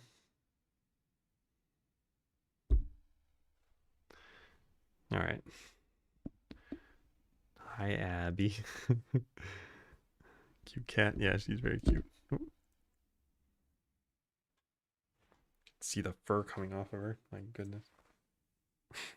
This is what goes directly into my keyboard, cat. That's why I have to clean it so frequently. She doesn't even have long fur. But I guess summertime, they probably shed a little bit. Need to know more about the blue line in the middle of the screen? What are you talking about? In the farming one?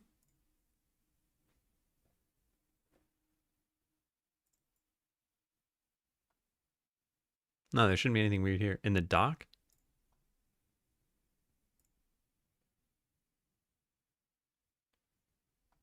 Are you talking about this?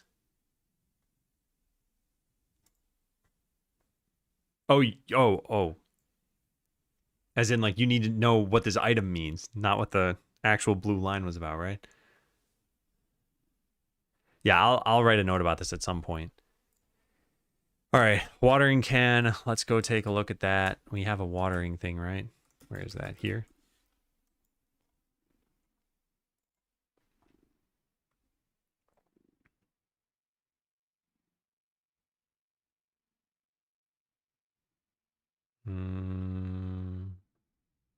Yeah, I think we should use this. What would this do? It would just change the ground tile from soil to watered soil, which I mean, we're just going to use like a blue tile in that case. Yeah, it's pretty reasonable. The difficulty here is just adding the animations. It is kind of tedious to do this.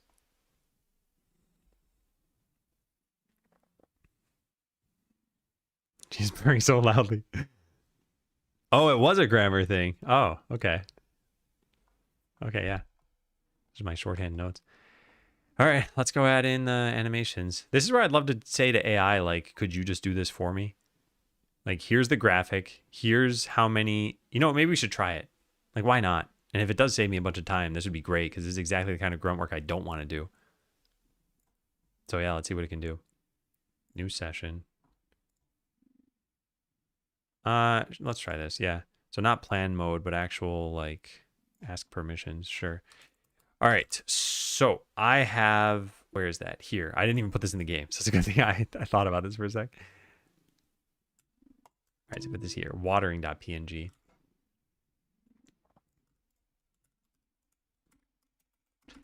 So I have a sprite sheet located at this, which represents using a watering can.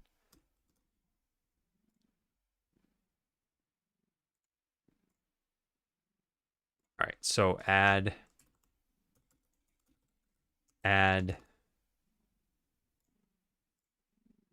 water down, up, and right. Water up and water right animations to the animation player.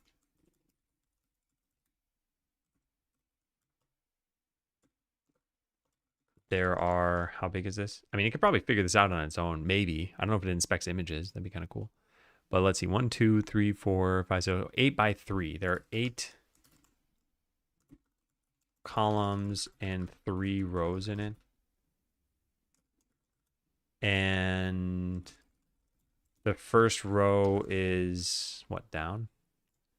Down, then up, then right. Yeah.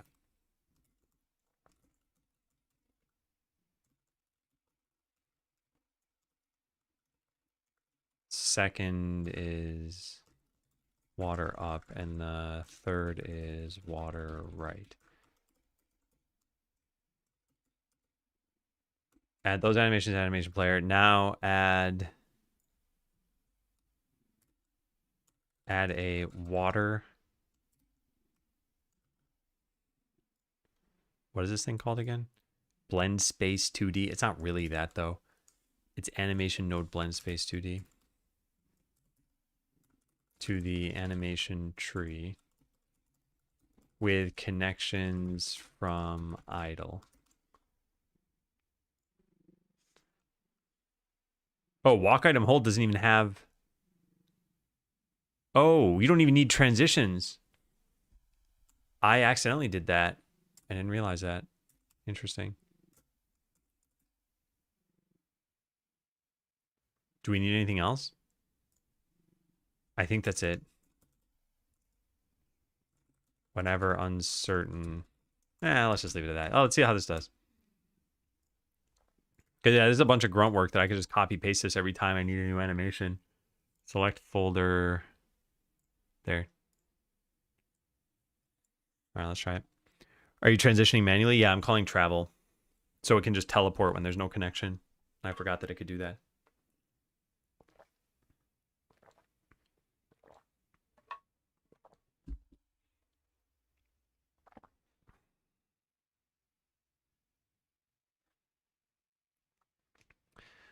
Yeah. I am curious how this will do. Abby's licking my hand.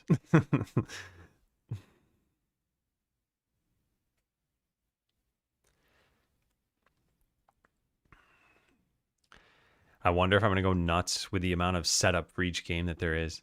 Like with Skeleseller, I was going kind of nuts for launching. Now it's going to be the opposite. Okay, no. You've licked enough. You've licked enough. My hand is clean. Exceeds maximum allowed tokens.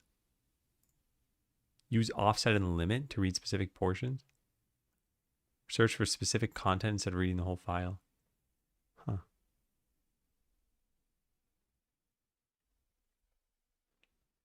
I mean, I'd be pretty happy if this just got what I needed done. What is my usage at right now? No, not bad. It already reset from this morning. But I guess just this one little session used 7%. No. It was counting something from earlier. I don't remember what I did earlier, but okay. All right, so what's it doing now? Allow Claude to oh my god, Claude to edit farming player. It's adding in a new texture. Yep, sure.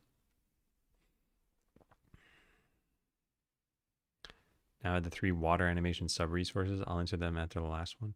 I wonder how it comes up with a new ID that matches what Godot does.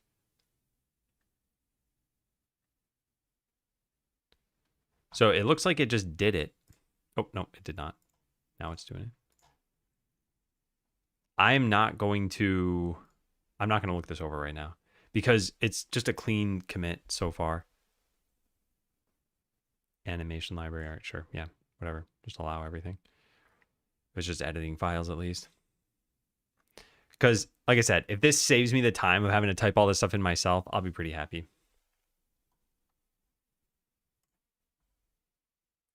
And so far, it looks like it's doing most of the right stuff from what little I've seen. Edit my bank statements. What if I could just edit the bank balance? Fund every game from here until eternity.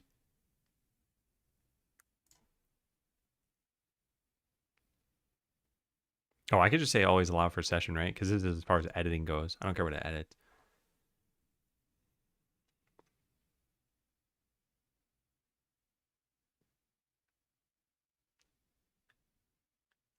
I don't know how long this would have taken me manually, but it would have been annoying. But it has used like 3,000 tokens, which I assume is a lot more than what I normally use. Yeah, I guess we'll find out. All right, so it says it's done. Does it load? It loads. Does it have the animations? It does. Is it the right length? It's not the right length, I think. Oh, I didn't really tell it to make it the right length. 1, 2, 3, 4, 5. No, it does. It just did it in a faster frame rate. Okay, let's just try it and see what happens. Oh, I never added the ability for you to select a watering can. Okay, we gotta go do that. Oh man. All right. Farm item ID. Watering can. Now we need a way for that to show up. That is here. And where is it in the sprite sheet? Farming? No, not there. UI. Okay, bye, cat. It's at 0, 0. Okay, and then when you have it selected, I don't mind doing this code. This is fine. So if the selected thing is the shovel, or if it is the watering can, is performing action and play water. Well, let's try it.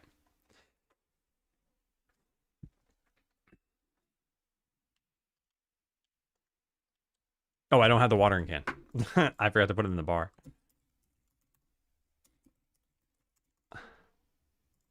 Watering can. Too many things go wrong. I mean, if any of those go wrong, we would just see it immediately. Yeah, so it's allowing me to move still, but yeah, it's got the right animation. So that's pretty good. Wow, awesome. Well, I didn't have to do any of that. Pretty nice. So now I just need to figure out why we were allowed to move. And probably I hard-coded something. Oh, no. I just didn't set that we were doing something, right? Farming player is here. Now we do have his performing action. So what's wrong with that? Also, we got to prevent you from changing items as you're using something. Prevent changing items if you're using one already. Which means we need the player state there. So this is performing action true. We check to see if we're not performing an action.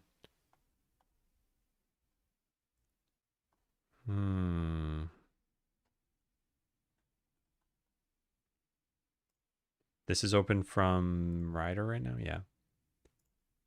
Did I... How is it setting this thing up? It added water down here. It's got a transition. It just enabled. I don't even think we need this. And then it auto transitions at the end of its animation back to idle. Don't we not need that either? I guess that's what's happening here. Yeah, that's what's happening here. Doesn't really matter. So why are you able to move? Because it's not ending yet. It's not set to loop. Does something else set is performing action to false? What does set this to false? Nothing. Oh, we just checked this here. If it's shovel. Oh, whoops. Or if it's water.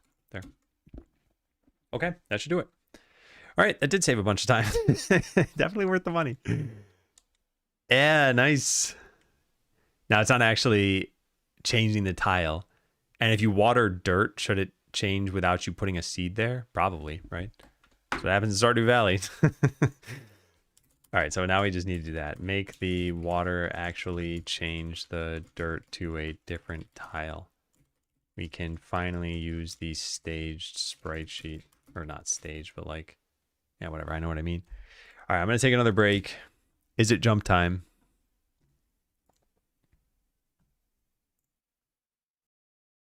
It's jump time.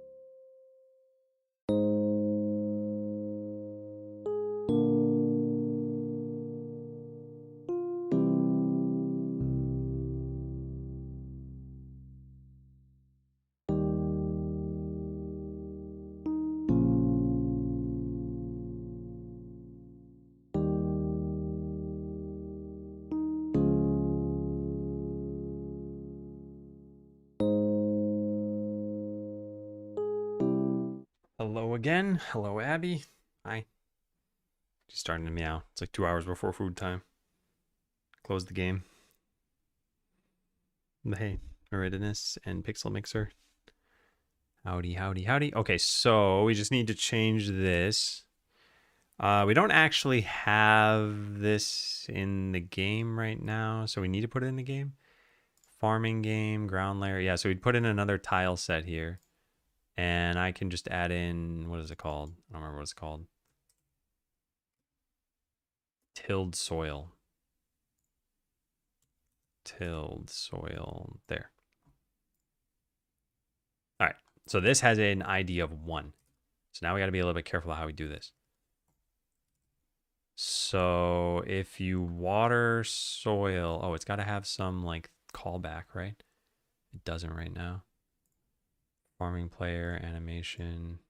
So shovel calls a function called shovel tile. And lets us know even where it is. Give her food. She's starving. Oh, man. Ever since bringing her to the vet, like a few months ago, we've given her an extra can of food every day. At least I think so. No, maybe a half can of food every day. But the vet did say that she was underweight beforehand. Because the prior year, they'd said she was slightly overweight. It's very hard to tell what is the right amount of food. Cats don't know time zones. Oh no, we never switched her. So as far as she's concerned, it never even changed daylight saving time. Because we never did anything differently with her. Good cat. Okay, so I gotta find these same points. And we have shovel tile, but we don't have water. Yeah, we don't. Alright, well, what are you gonna do? Gotta do some groundwork at some point. So we'll say water tile. And just do the exact same thing. Watered tile. Sure. It's skill-based matchmaking. All right, Dark, tone it down next time. Play on easy mode.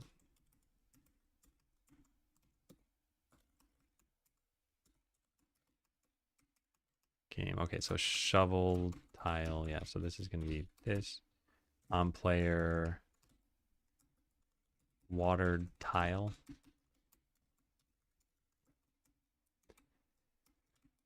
Okay, there we go. So source ID equals 1.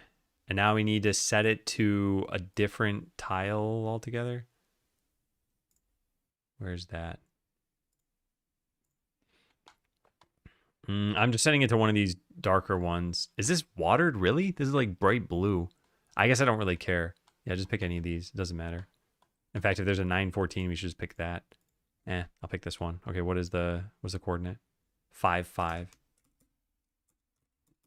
So watered tile is 5, 5. This is going to look really ugly. That is not what we're trying to fix right now. So watered tile. Set to that. And then maybe get different source IDs. I'm not sure. Now there's something I'm missing and I forgot what it is. Oh yeah, the method calls. Right. All right, so all of these need to call a method on farming player, which is watered tile. And now we need to find out where in the animation it should actually be.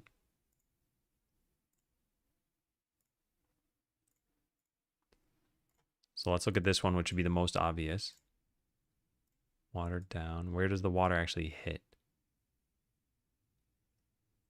The water hits there. It shouldn't immediately consider the tile to be watered. Maybe like there-ish? Yeah, let's put it there. I can't put it there. Oh, let's put it there and just see what happens. Okay, and then the position, it should just be the tile below the character, I guess. It does look like the watering can is off to the side, but I'm gonna ignore that. Yeah. So arguments, we set this to like 7. Does some kind of position show up on there to let me know where I'm putting this? Of course not. But we can just do it here. Node 2D. All right, set this to 7. Probably lower. Yeah, 11. I think 11's good. Okay, that one's done. Now what do we do about right? I guess let's copy it at the same position. It's at 0.85. Let's just do 0.85. Okay, so 0.85.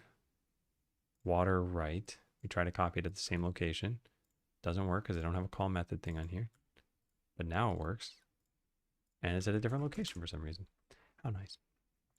All right, so this one's off to the side for sure. So let's add a new node. It should probably be right there, which is 1210.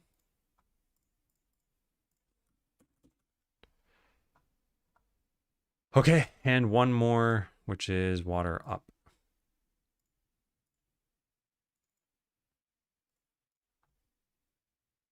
Where's water? There.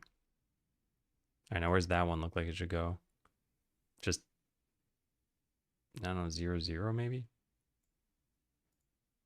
Yeah, it's probably already fine. So we don't need this node anymore. Let's go test it.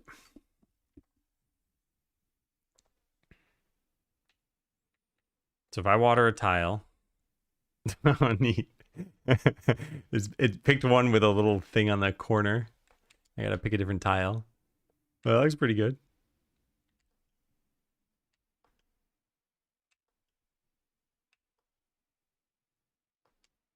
Yeah. Now you can also use this to water grass, which would then allow you to plant. No, you can't plant. So we got to change the tile. We got to only let you water dirt, I guess. And we got to allow you to plant in dirt. So change water tile.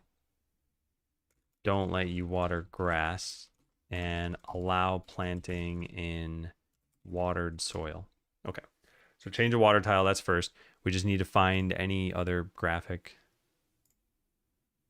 Although even that we don't really need to do because we're not keeping this. Where's the filled in one here? Yeah.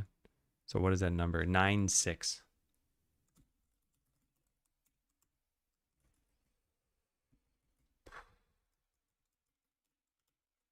There's 9.6. So that one's done. Change water tile. Don't let you water grass. That comes from this. So we need an if statement here. So if existing tile is equal to dirt tile, then allow it. Cool. And then what's the last one? Allow planting in watered soil. Yeah. Where do you plant? Here. Existing tile equals dirt tile or existing tile equals watered tile. This only gives you atlas coordinates, so it doesn't tell you the source ID. Source ID equals ground layer get source ID? Yeah, that'll do it. Okay, so the source ID needs to match. Source ID equals 0. And that, or it equals 1 and that. Why are these always true? Oh, because there's a, oops. Oh, we got to fetch it from the right thing. Oh, man. That's technically correct. So I guess we'll call this existing source ID. Yeah, there. All right, so let's make sure all of that's working correctly now. We can zoom in a little bit. So we plant on dirt, it turns into a solid blue tile. We plant on grass, it does literally nothing. And we can now plant in the blue tiles too. Nice. All right, that's pretty much it. Yeah, so I'm glad we can use AI for animation stuff because I don't want to do that. Making a building game next? Hey, Cakes. I don't know if you've seen the... Okay, let me show you the kind of game I'm making. Because this is not what it seems. All right, so this is called Stuck in a Broken Tutorial. And it's going to start you on a title screen, but then it's going to eventually put you into this platformer. So let's full screen this. So a lot of things are placeholder, so bear with me. but you're going to go through this platformer world. There's this tutorial for it, right?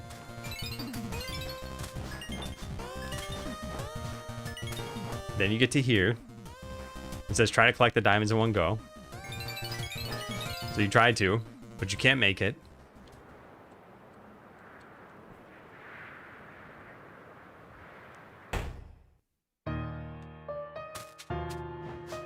And you fall down into this world.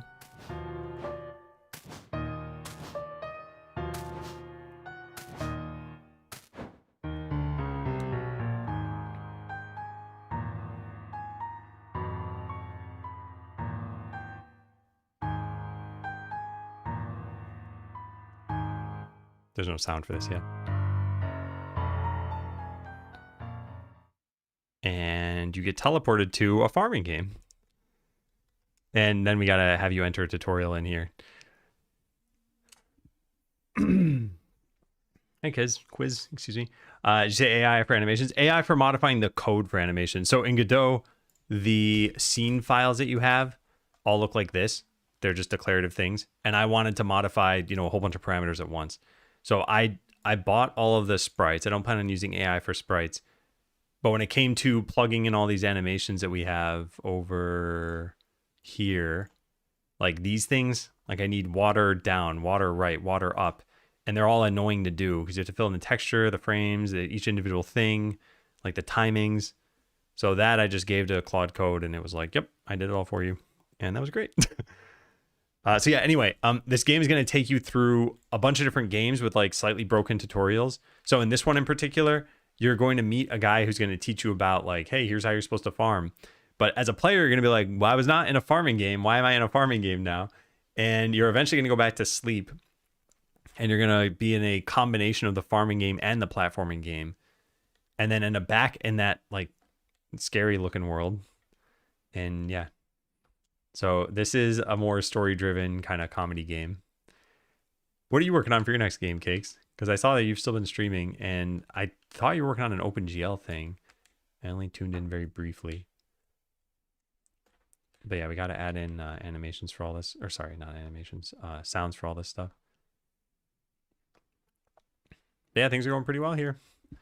Making good progress. The hooded guys everywhere. Hey, Prestel. Okay, so we have done all of this. So watering can is finished. Kind of like the farming game stuff. So none of this is going to be actual, like the platformer wasn't a real platformer. The farming game is not a real farming game. We're going to make enough of this to make it seem like a game. But in this particular case, what's going to happen is you're going to meet, well, anyway, it doesn't really matter. But you're going to meet someone and it's going to advance the story a little bit. And it's more a dialogue-driven thing. Like the actual farming thing you have to accomplish is just like plant some crops and you're done. So you're going to stay in this game for probably like 5 minutes or 10 minutes and then move on. Okay, let's see. Watered tile. I want to make sure all of this stuff is looking good. And yeah, this is fine for now. This I don't need to look through. And a child to water. Looks good. Good, cool. Yep. This is farming player where the AI added a bunch of these things. And it did a good job. To be able to export to browser. Need to get it done soon though. Excited to start a new game or prototype. Yeah, I was kind of sick of working on Skeleseller by the time I got done. And I'd had this idea for actually several years. And I wanted to be able to develop it. And what I like about this is that it's many small games. But that's also going to be probably one of the most daunting aspects of it. Because like, for this farming game to be convincing, it can't just be, okay, you've got 3 tools. Like, you should probably have a bunch of tools. You should probably have more animations. There should probably be some other characters. There should be some liveliness to the world. So yeah, spending the time doing all that, making the music for all that, it's going to be quite the endeavor. But I think it should be a lot of fun. What do we see outside the mini games anyway? So there's the games, there's the Architect's Realm, and then some of the later games will actually be playable games. Don't think it's going to be too much scope. It might be. Yeah. I mean, we'll find out. I mean, if this takes like 2 or 3 years, that's probably fine. But any longer than that, I'd probably be a little frustrated. But we'll see. I mean, I've been coding for 6 days now for this. No, not even 5 days. This is the 5th day. And like, we're making fast enough progress. I mean, granted, you're not staying in any of these games for too long. So it's like 5 days worth of coding has resulted in maybe like 2 minutes of gameplay. But that means that if we spend about a year, we should have like a couple hours maybe. Are you gonna do another level of Inception? Go into another sub game? Oh yeah, there'll be tons of other games. Yeah. So I've got a bunch of like games planned, and we can do many more as well. Music was nice and sound effects too. So the sound effects are probably close to final. The music was a combination of some asset packs I got. So like this is an asset pack. But then the music when you hit the ground is something I just composed the other day. I actually really like that. Where is that? Yeah, this.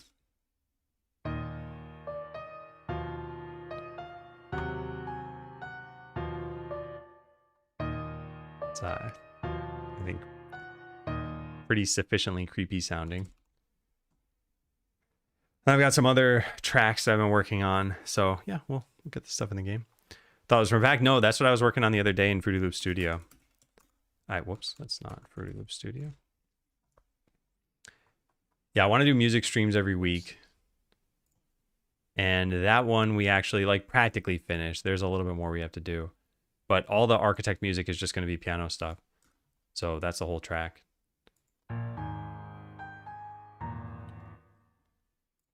But I spent some more time learning Renoise over the weekend. I haven't made anything good with it yet. I got to actually compose more. Will you include a Skeleseller minigame? Probably, yeah. Yeah, I think I'd also want to include a Botland one too. Also, I just realized we should not check in what I did for main, but I haven't looked at that yet. All right, so we added in the watering can. I don't know how many tools we really need for this. I might add in a pickaxe as well. This should be false. I might add in a pickaxe. Everything else looks pretty good here. So let's check it all in. What is watering.png? Oh, yeah, of course.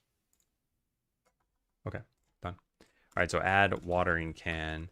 You can now water dirt and plant seeds in watered soil. Yeah, nice. Ever consider doing a 3D game? Yeah, I think we could put a 3D sub game into here. I just want to be careful about it. I want the scope of that game to be pretty minimal because I haven't done a 3D game yet, and I don't want to. Yeah, I don't want to go too far out of control with that. A lot of what I'm pretty much doing here is like go to itch, click game assets, find any good asset packs, and then just figure out a game that we can use them for. So like the classic problem with asset packs is you find something like this and you're like, oh man, these are all great, right? But that's it. They're just enemies and a couple of characters. Like where's the world? Where's the UI? Where are the icons that you need? Where's whatever else? Well, that's not really a problem for this game I'm making now because we can just use that. We can make a micro game out of it. So there are a lot of properties of this game that I really, really like. And I think it'll allow me to just kind of code and make good progress. And yeah, we'll see how AI can help with some of that more than what we used to. Okay, so you're going to be using AI for the next game? I know it was like almost a selling point that there was no AI for the first game. But one of the things that I've been kind of, I don't know, there are a lot of game dev struggles, as I'm sure you know. But one of them is, you know, I spent 2 years on my game. I never looked at the sales beyond day one, so I don't know how much I made, but I imagine it wasn't a ton of money. And some people commented on AI use like, oh, hey, why are you using AI? Or I don't want to get this game because it has AI.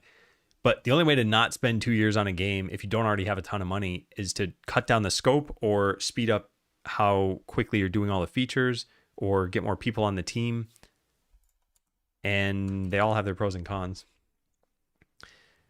Yeah.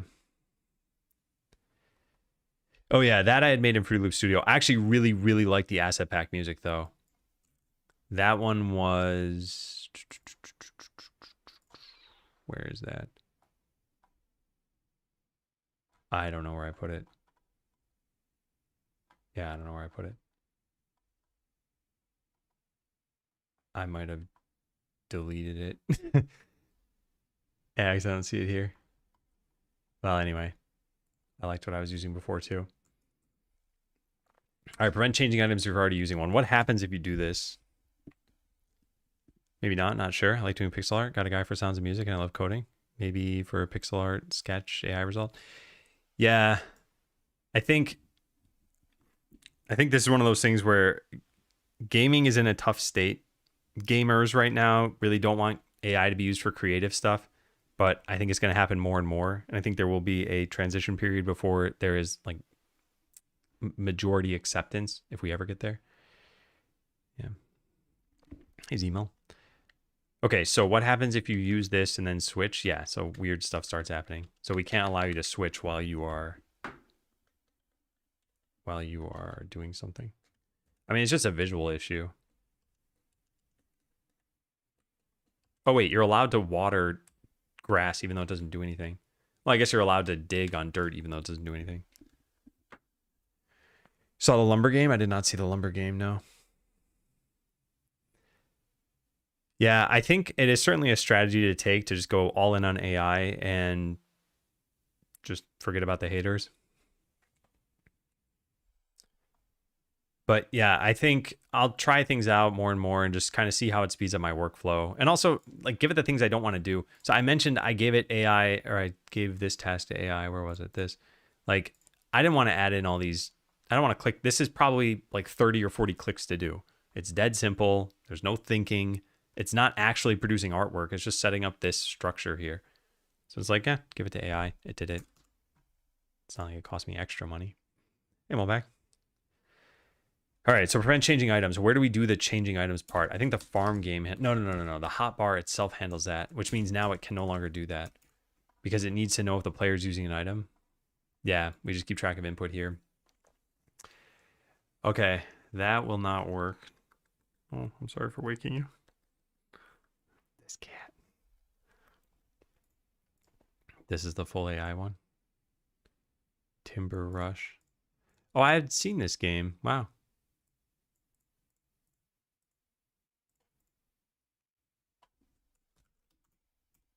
I wonder if the reviews talk about AI in here. Just doing a quick search. Art is messy and looks like AI. Oh, it's the only review that shows up on the front page of negative reviews. But there are a lot of other languages too. Yeah.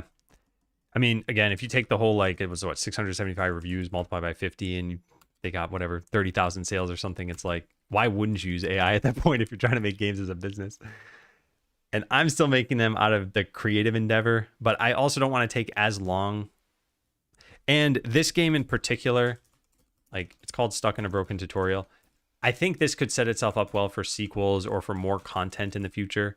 And I want to get to the point where I'm not like burned out by the time I go to launch it. So we'll see. The main goal right now is develop the game as much as possible in April. I'm going to take a vacation starting in May. And hopefully by the time I take that vacation, we have a playable checkpoint and people can try it out and be like, oh yeah, this was intriguing, or this was fun, or this was funny, or whatever. I get some feedback on it. Hey, Charlie. This is what's torn me on the game I've tried working on. AI has been super helpful in architecting and providing best practices and corrections of my code, but I don't want to get reliant. Yeah, I think it's hard because I think it's a very slow process. Like, you don't just use AI once and then it's like, well, I forgot how to code. And you don't use it 10 times, you forgot how to code. And you don't use it 100 times. But somewhere along the way, you start becoming more reliant on it. And yeah, I don't know where exactly that happens. Like searching, I think two things have happened with me with search. When I search for something like Godot, animated sprite, 2D, and whatever, I don't know, like change frames or something like that. Like there are some results that are decent, but I think Google used to be better. And I think it used to kind of surface better answers. And now if I can't find something here, I will typically go to like ChatGPT and say, okay, here's my problem. How do I solve this? And even if it's just like the same quality of what search results might have been, it usually nudges me in the right direction. If I meet. Yeah. Want to actually make a game that I'd enjoy to play, which is hard. I don't think this is as hard as making a game other people would enjoy playing. Because to make a game that you would enjoy playing, you pretty much just need to look at what other games do I like, and then what would I do if I made that game. Whereas to make a game that a lot of other people want to play, you need to focus on what is the overall package, what's the polish level, the marketing that you do, etc.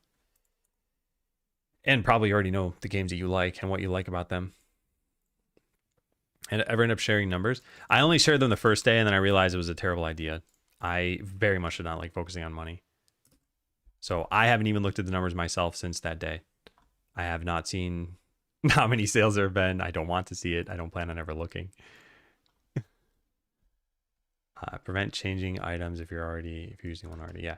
So this can't happen here, or this needs to know about the player. I think it's better for the farming game to query the player and then pass this into the game here. This is already public anyway. So we should just be able to copy paste this whole thing over to farm game. We don't already have an input function. So I'll go put this under ready.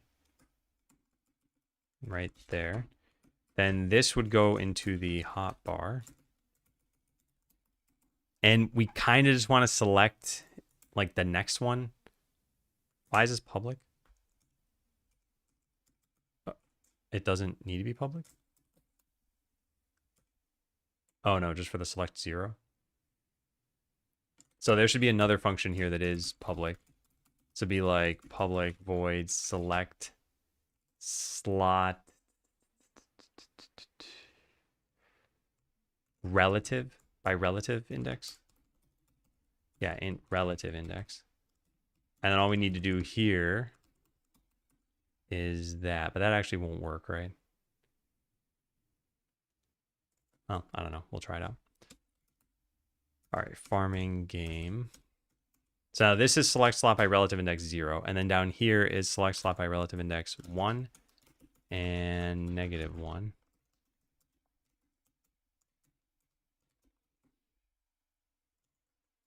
This is good, except that we are not consulting the player state, and we need to do that. I'll try that out. Boils down to just going over game jams on itch. There are tons of them. For finding games you like. The millions of dollars showing up in the bank account is entirely coincidental. I had to look at my bank account when I bought Claude yesterday because I had to see what the balance was, and it has not changed. Only look 3 times myself. Help focus on the important things. Got to make another game. That's important. Yeah, I think it's a bad business move to not look at it because, like, I should probably be doing some marketing or something, and I just haven't. All right, so is this working? It is not, because now we're going out of range with this, which I used to have a negative there, and I don't anymore. So this can't be exactly what it is right now, because we do 0 - 1 slots count. What did this used to be?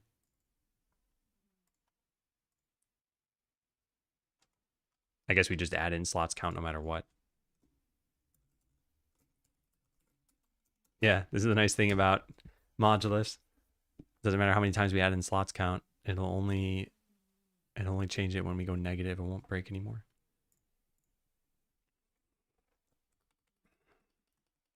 Super useful Google for me. I can put a very wordy question as if I'm asking a coworker.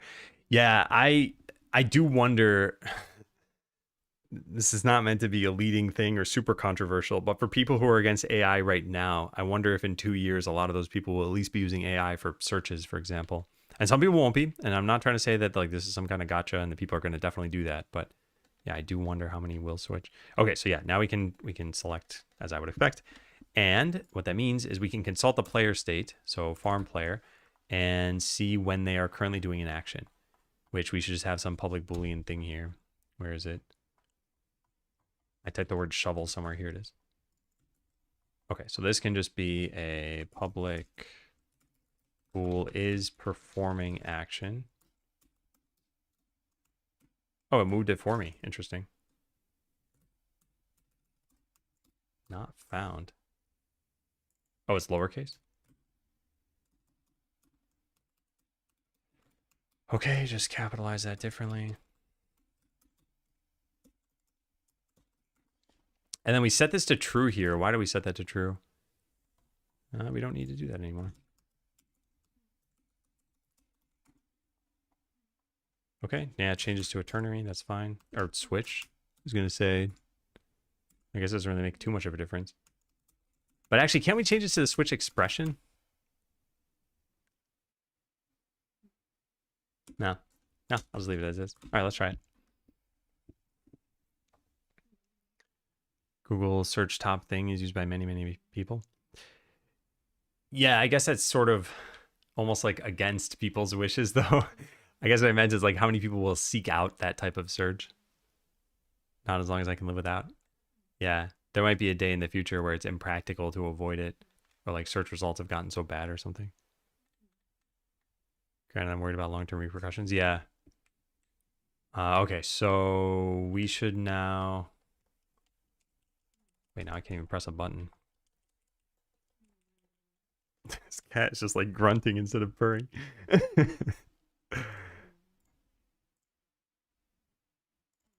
The not is performing action. This is current node is shovel or water. So back to the farm game per second. This should only be if player is performing action. There we go.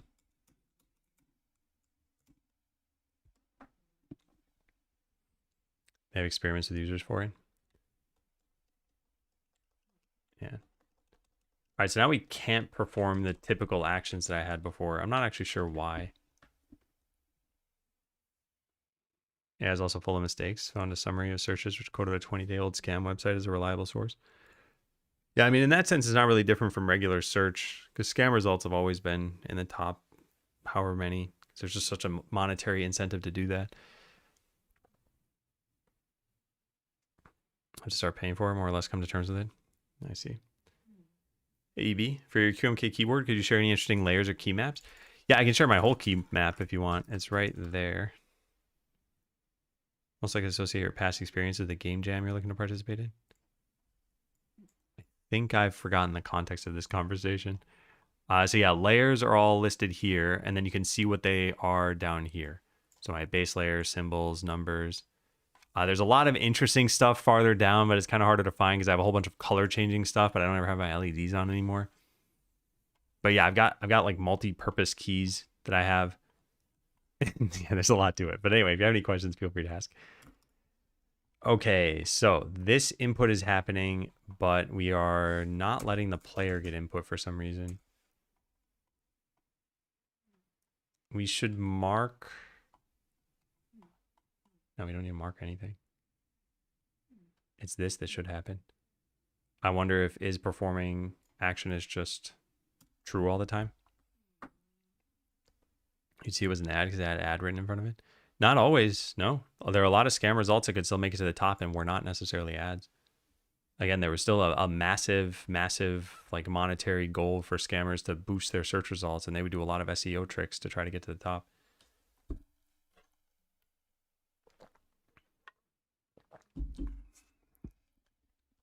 Okay, so if I press this button, it doesn't necessarily do anything. But if I do this, now this is false. No, huh? What? What am I missing then? We're never making it to here? Oh, we are making it to there.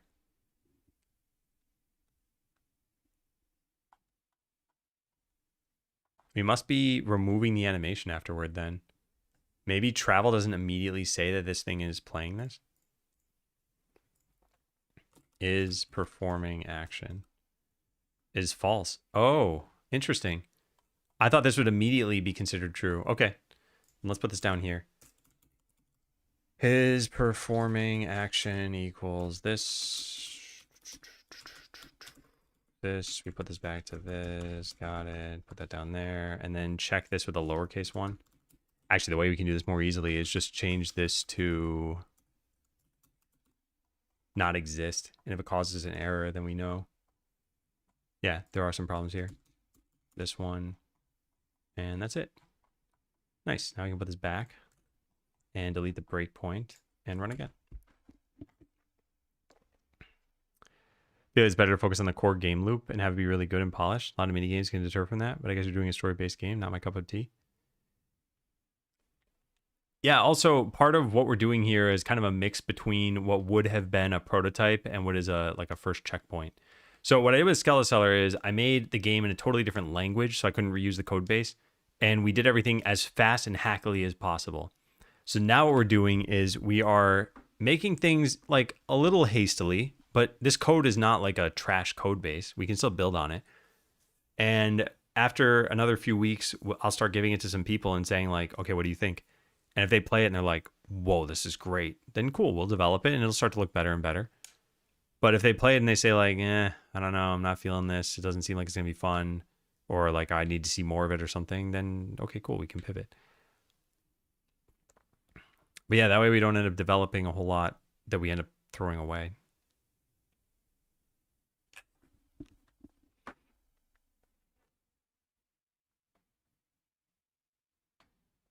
Yeah. Okay, so this is looking good. So now you can't switch while you are using a tool. Yeah, nice.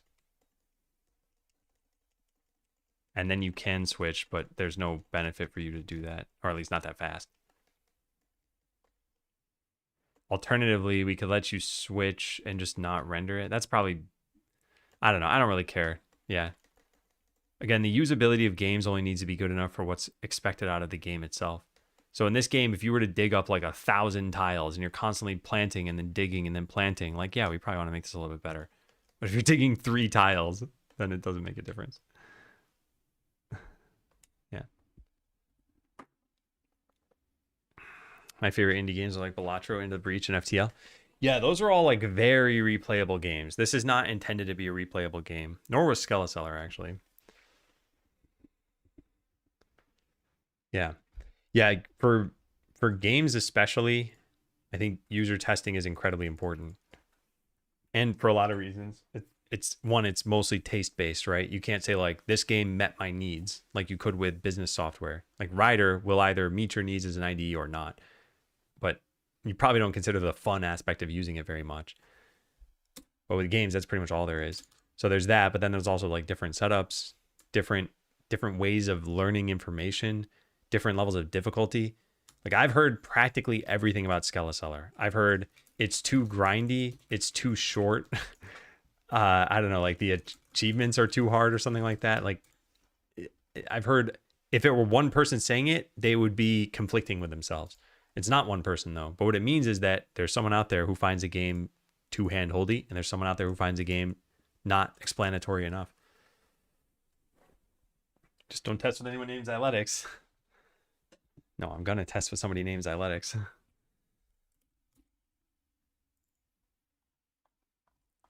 So yeah, I'm not totally sure I'm happy with the idea that I just did, but it's working at least.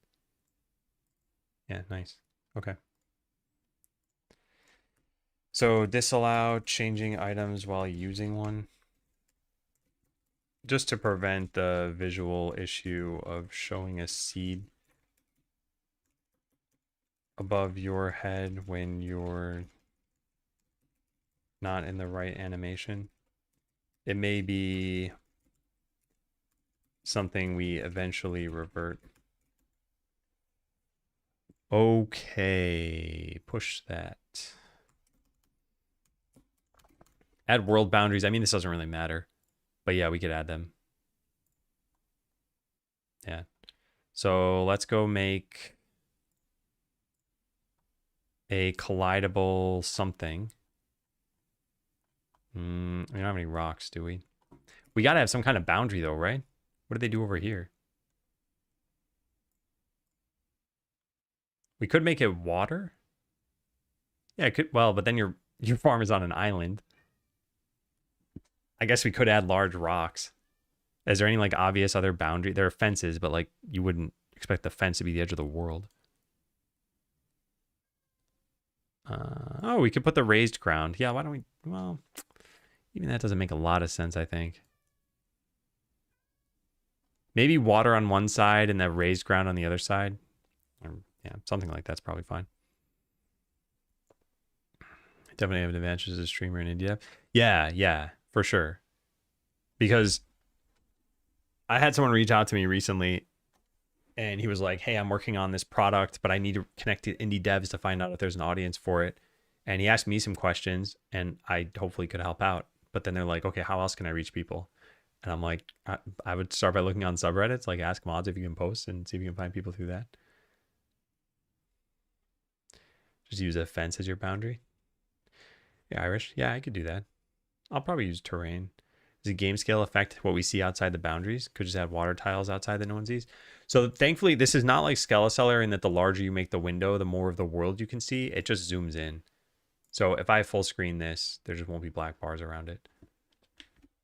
So yeah, no matter what size your monitor is, you'll always just see the same amount of stuff. So yeah, for now, let's just do something pretty basic. So let's go find any terrain. Where is exterior maybe? Deep forest? No. Dungeon, houses. Where are just those like elevated tiles? These kind of work? Oh, I don't want to be looking through this stuff. Nah, there we go. So one of these is for spring, right? Yes. Cliff. Got it. Okay, let's go put that in here. So assets, sprites. Hey, Irad. Irad is not rating. And Hippie Gorley. Welcome in, everyone. How goes it? We are working on Stuck in a Broken tutorial. And I am about to add boundaries to the world, which you would probably have expected there to be. But here's our little farming mini game thing. Yeah, how you doing? How was the stream? Thank you very much for the raid. How's the second game going? It's coming along well, and this is the second sub game within the game, so it's feeling good. We should probably add the boundary layers as a different thing than just ground. I don't know how I want to do this exactly. Can you feel the excitement? Oh yeah, it's a lot of fun. And it's, I don't know, I feel like there's quite a lot to keep me busy here, which is either a good or bad thing. I don't totally know yet. So we'll call this the cliff layer, and I'll just throw this in. Physics, we need a tile set. And then this needs physics. Collision layer is 1, mask it with the world or the player. Then go add in the cliff. And now I'm just going to paint this in very roughly here because I don't care about this right now. We're not trying to make this look pretty. We're just trying to add a boundary. So do this. And there is our boundary. And you know what? Just put this everywhere. Because I don't care about this right now.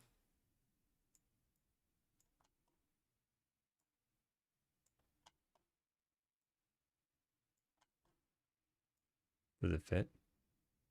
It does fit. Perfect. And I guess fill out that corner too. Okay, so now the world has just a boundary around the whole thing. It doesn't even all fit on the screen. Oh, in fact, you can't even see the boundary right now because there's no camera. But you can't move off the screen anymore? No, you can't. Why is that the case? Oh, because I never set collision on the tile set. Right. All right, so select. Click all of that. Go down to physics. Physics layer 0 and reset. Done.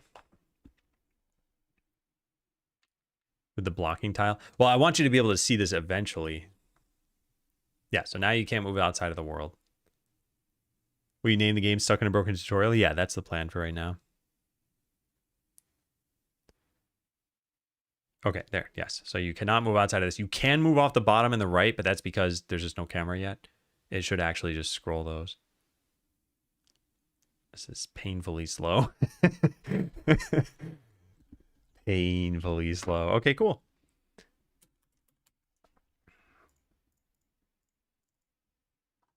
So that's all we did. Add another tile set. Okay, so add world boundaries.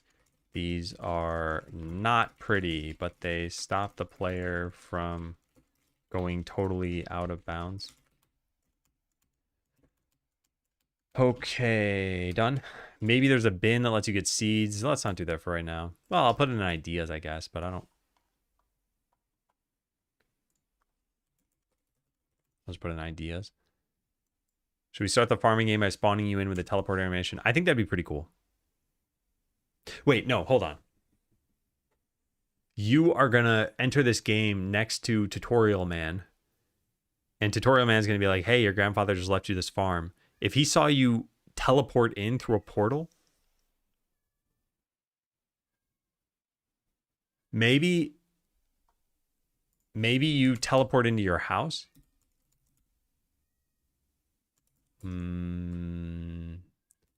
We do this, then we probably need tutorial man to... We probably need NPCs to notice that you just warped in to the game.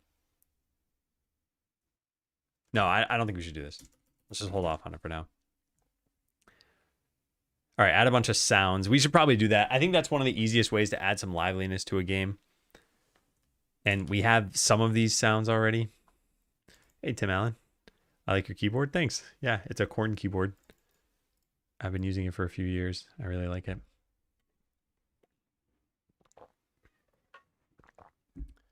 Is it tilted or aligned with the shoulders? I'm still looking what's more comfortable long term. So I would probably have it out farther, but I have the camera at the top of my monitor and it can only see so much. Hang on, what time is it? Abby. Cat is going nuts. Hi. Yes, I know you're hungry.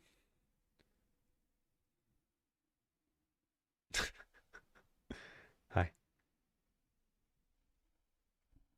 Just licked her lips at me. Wants food or she wants to eat me. No one comes to down. I know, cat. The world is unfair. We treat her very well. I know it doesn't seem like that because she's meowing all the time before food. But like last night, I was in bed. I was very comfy. And she meowed forlornly at me. Like, okay, I'll get up. I'll play with you again. We played with her 4 times last night.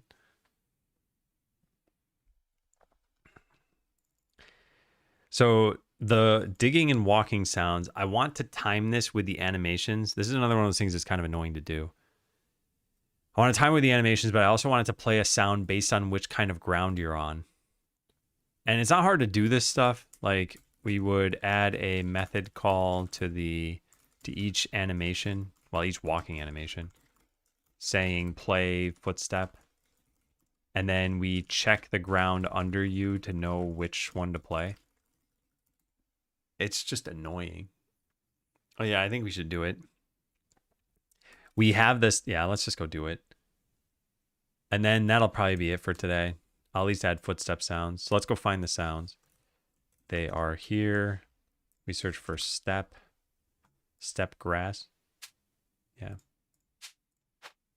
And there should be a step dirt or something somewhere. Is there yet?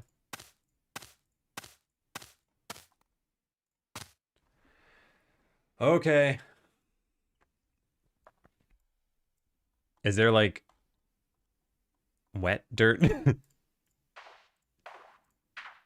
Nah, I'd probably just play the dirt sound.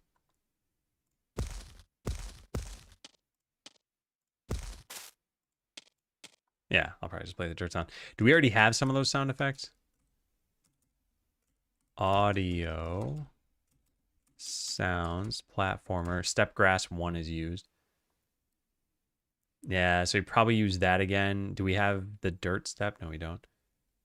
Okay, I'll go plug that in over here somewhere. Yeah, that's pretty good. So copy that over to farming game.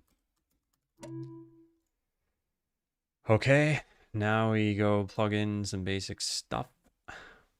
Oh, cat's taking over my arm. No more using the mouse. Challenge accepted. So sound ID. We need farming game. Walk on dirt.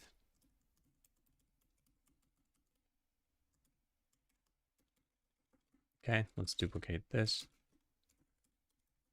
So this is in the farming game. Step dirt. That was called? Yep. All right, that's all probably fine. Now what?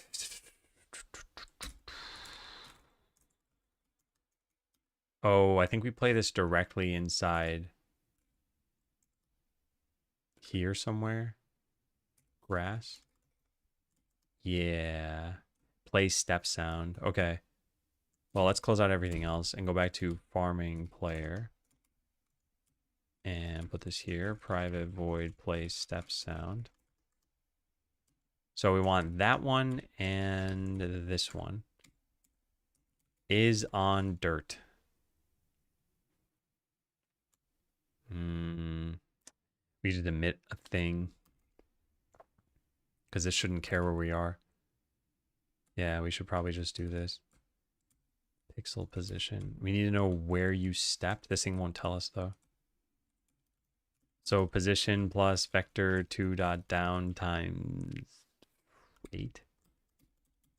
Just approximating the foot location. I should probably make a thing out of that. Yeah. Make a constant for the foot location of the player. We use some magic numbers. So the is on dirt stuff, we'll just plug all that over here. And this will be walked or like played step sound. I don't know. Walked, ran, played step sound. What would you call this verb? Maybe just stepped.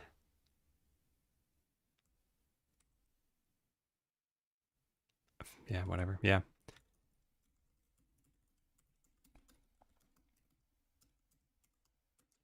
All right, so all the player things that we have here. On player stepped. That takes a pixel position. And to figure out if we're on dirt, we need to check the ground layer. And that's it. Yeah, let's just make this pretty simple for now. So existing tile is on dirt equals dirt tile. And then if is on, actually we could just change this now. Is on dirt, question mark, this. Okay, now what is the problem there? This should be the pixel position, tile position, excuse me. All right, there we go. Oh, wait, no. You're on dirt if it's the, oh man, yeah. We need to know if it's like a plantable tile, I guess. All right, so private bool is tile dirt or watered dirt. Vector to I tile position. We don't use the tile position otherwise, right? We just get it from a pixel position. Maybe we should just take in a pixel position. No, I think this is fine. Okay, return that. Now this can just check is tile dirt or watered dirt. Delete those things. And then check it up here.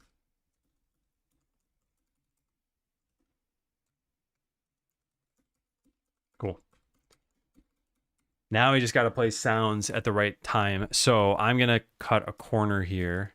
And we're just going to do this for the one single animation, which is, let's say, walk down. Yeah, so now we add in a call method. And this is where this gets a little bit annoying. Because we got to go down to, oh God. Right, I just want to use a mouse. All right, where's walk down? All right, so where do they actually look like they're taking a step?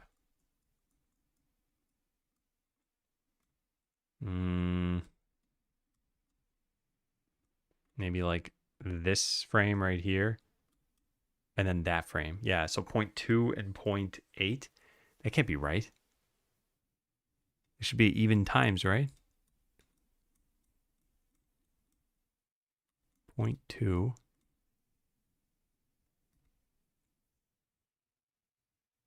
That's not...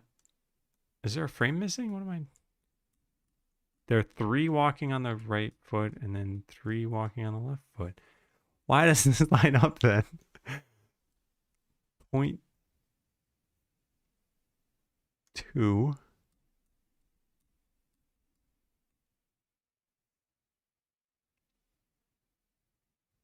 I don't know.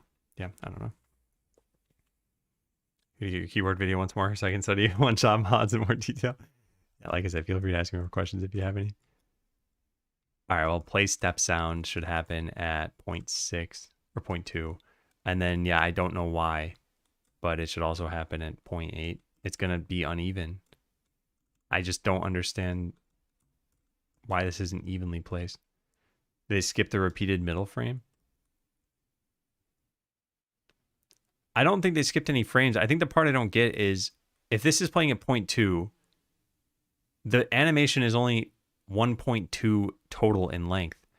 So we need to put... No, wait. Then, yeah, the next one would be here. But then why is it... Oh, I'm just dumb. Okay, never mind. Never mind. This is why rubber duck debugging exists. All right, so this will only work for walking down. Let's go try it. And thankfully, the cat only has my right hand, not my left hand, so I can still use it.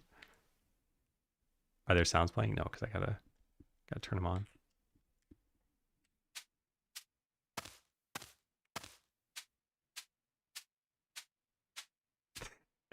It's perfect. It works magnificently. Wow. Cool. So now it knows what kind of tile we're on. That actually wasn't so hard to add. But we got to add it for walk, hold item down, walk, hold item right. So this is where I want to test this with the AI again, because like I said, I hate doing this. And let me snooze the ad here. All right, so we just added this to farming player. Wait, doesn't hold item have different ones though? I guess I could just copy paste this. Yeah, I guess I don't need this. I want to open this file though. How do we do that? There's a view source button somewhere. Is it that? Yeah, there it is. Okay, so what is this? This is walk down. Yeah, we need walk up and we need walk right. Walk.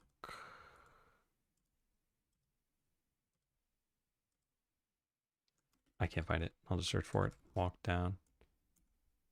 There it is. Oh, walk down I already had. It's walk up I didn't find. There it is.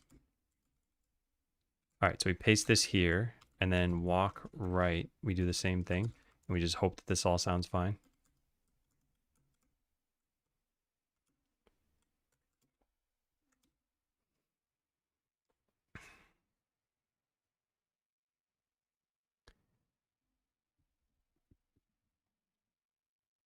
At least deserve the test. Oh, yeah. It's FS 2027 going. What? What does that mean?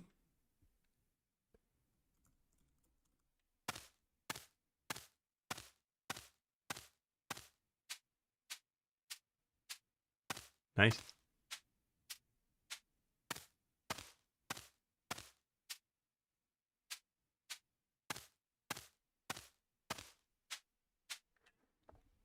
Oh, farming sim. It's going pretty well. We added everything except for these sounds. Whoops. Yeah, so there are no sounds playing here. So we just got to add them for this. Okay, let's reload that. So I got to go into animation tree, stop this animation. We're going to walk, hold item down, zoom in on, what does this button do? Oh, that's really nice. That's good to know about. Okay, so if we're going to put them in the same frames that we put the other ones at, we'd put this at 0.2. And wait, is it the same length?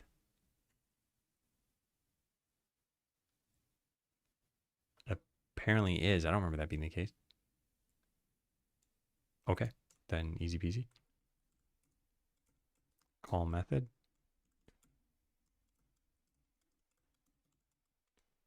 Insert place step sound. That's at 0.2. Copy and paste to 0.8. And then copy all of that. Walk, hold item down. Okay, copy all of this.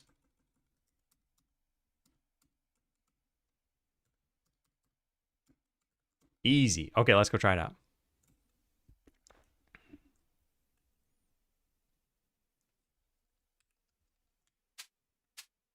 So Walking sounds are all good. Now holding an item.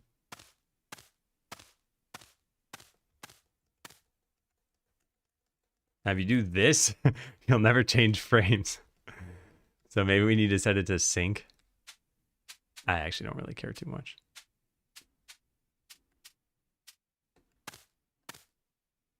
Yeah, then we need sound effects for all this other stuff too. But hey, at least we added that in. All right, well, I am feeling pretty good. We made a lot of progress today. Sorry, I didn't actually need to move you, cat.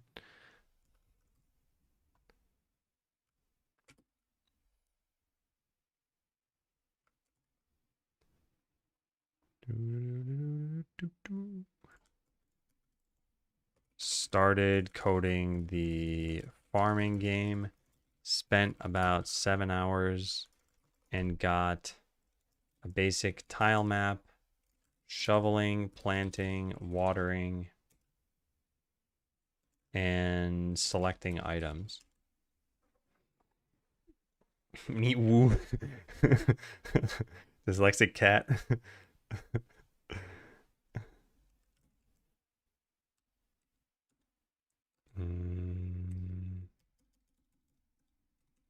All right, so add sounds. I guess digging, watering, planting. When it actually digs. And check in what I've done. Journaling and cheats. Well, yeah, I am. This is public, that's why. I have a... Oh. I switched to YouTube chat for a second. I have a command.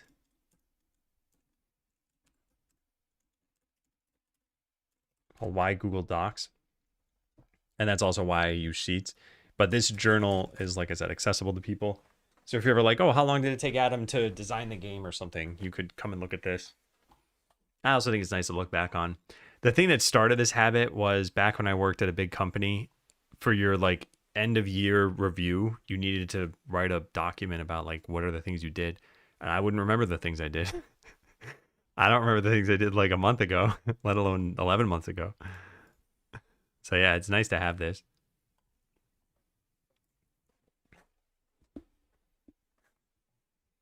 And yeah, I try to keep a lot of commands. The whole database is at a.bot.land if you want to just search for them yourself. Do you build single player games only, or do you dabble with multiplayer game dev? The first game I did on stream was called Botland, and that was a multiplayer game. Oh, darn it, that thing's happening again. That shouldn't be happening to... Huh, I don't know why it's only happening here. There shouldn't be caching of certificates for that long, right? Anyway, this is a multiplayer game where you'd fight against other players with bots that you coded, and it was not a very successful game. But the amount of time it took to make this was just so long. I think if I were to make a multiplayer game again, and I probably will, I would make it the kind of game like Slay the Spire 2 or Terraria or Stardew where you connect with your friends. Anything that requires online matchmaking is immediately like 3 levels harder of a game to make, because now you need to worry about cheating. And there are some games that lend themselves to very easy anti-cheat. A game like Hearthstone is easy to prevent cheating because you can just run everything on the server and there's almost no like really truly real-time component. Like if the animations are desynced between players, it doesn't matter. But a game like really any FPS, for example, like I never want to make an FPS that's competitive.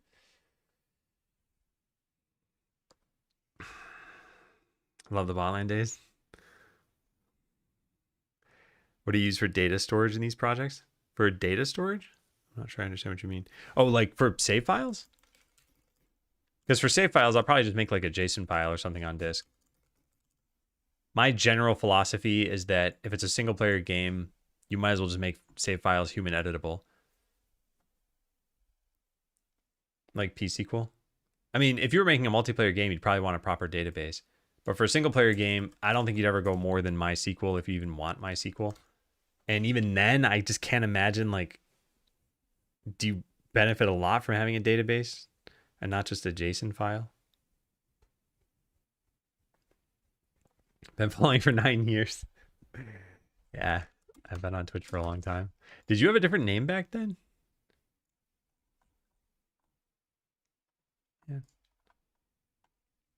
All right, so tomorrow, I think the main goal will be do the dialogue work. Yeah.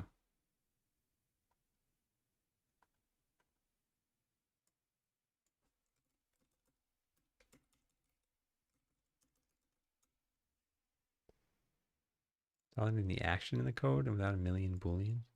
I mean, this did end up being a lot simpler.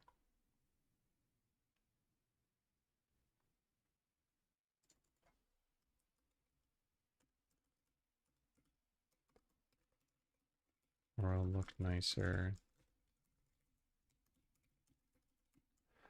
Okay. Oh, yeah. I do remember that name. Okay. I don't remember this new one, even though it's very similar to the old one. Hey, Private Orange. Your reload speed and FPS or car weight in a racing game? Yeah. I think it's neat to have those sorts of things. And thanks for the gifted subs. It's very nice of you. I really appreciate it, Murphy. So, yeah, we are done for today. I'm going to go find someone to raid. Remember, the schedule for this week is a little bit weird. Tomorrow and the next day will be full coding days. No, sorry. Half day of coding and then full day of coding. And then Thursday will be a half day of music. And Friday will be on the Twitch front page. So I'm probably actually just going to play Skeleseller because I do not want to do 8 hours of like high intensity work on a front page day. Did I do the voiceover? It kind of sounds like you. No, that person was coincidentally named Adam as well. But no, I didn't do the voiceover. And I appreciate it, Murphy. Yeah. All right, let me go raid somebody. Thank you all for being here. Thanks for watching. I'm going to raid CM Griffing. I've not popped in a while, and I want to see what they're up to. Whoops. So, yeah, we'll be back here tomorrow. Take care, everyone. Have a good rest of your day. See ya.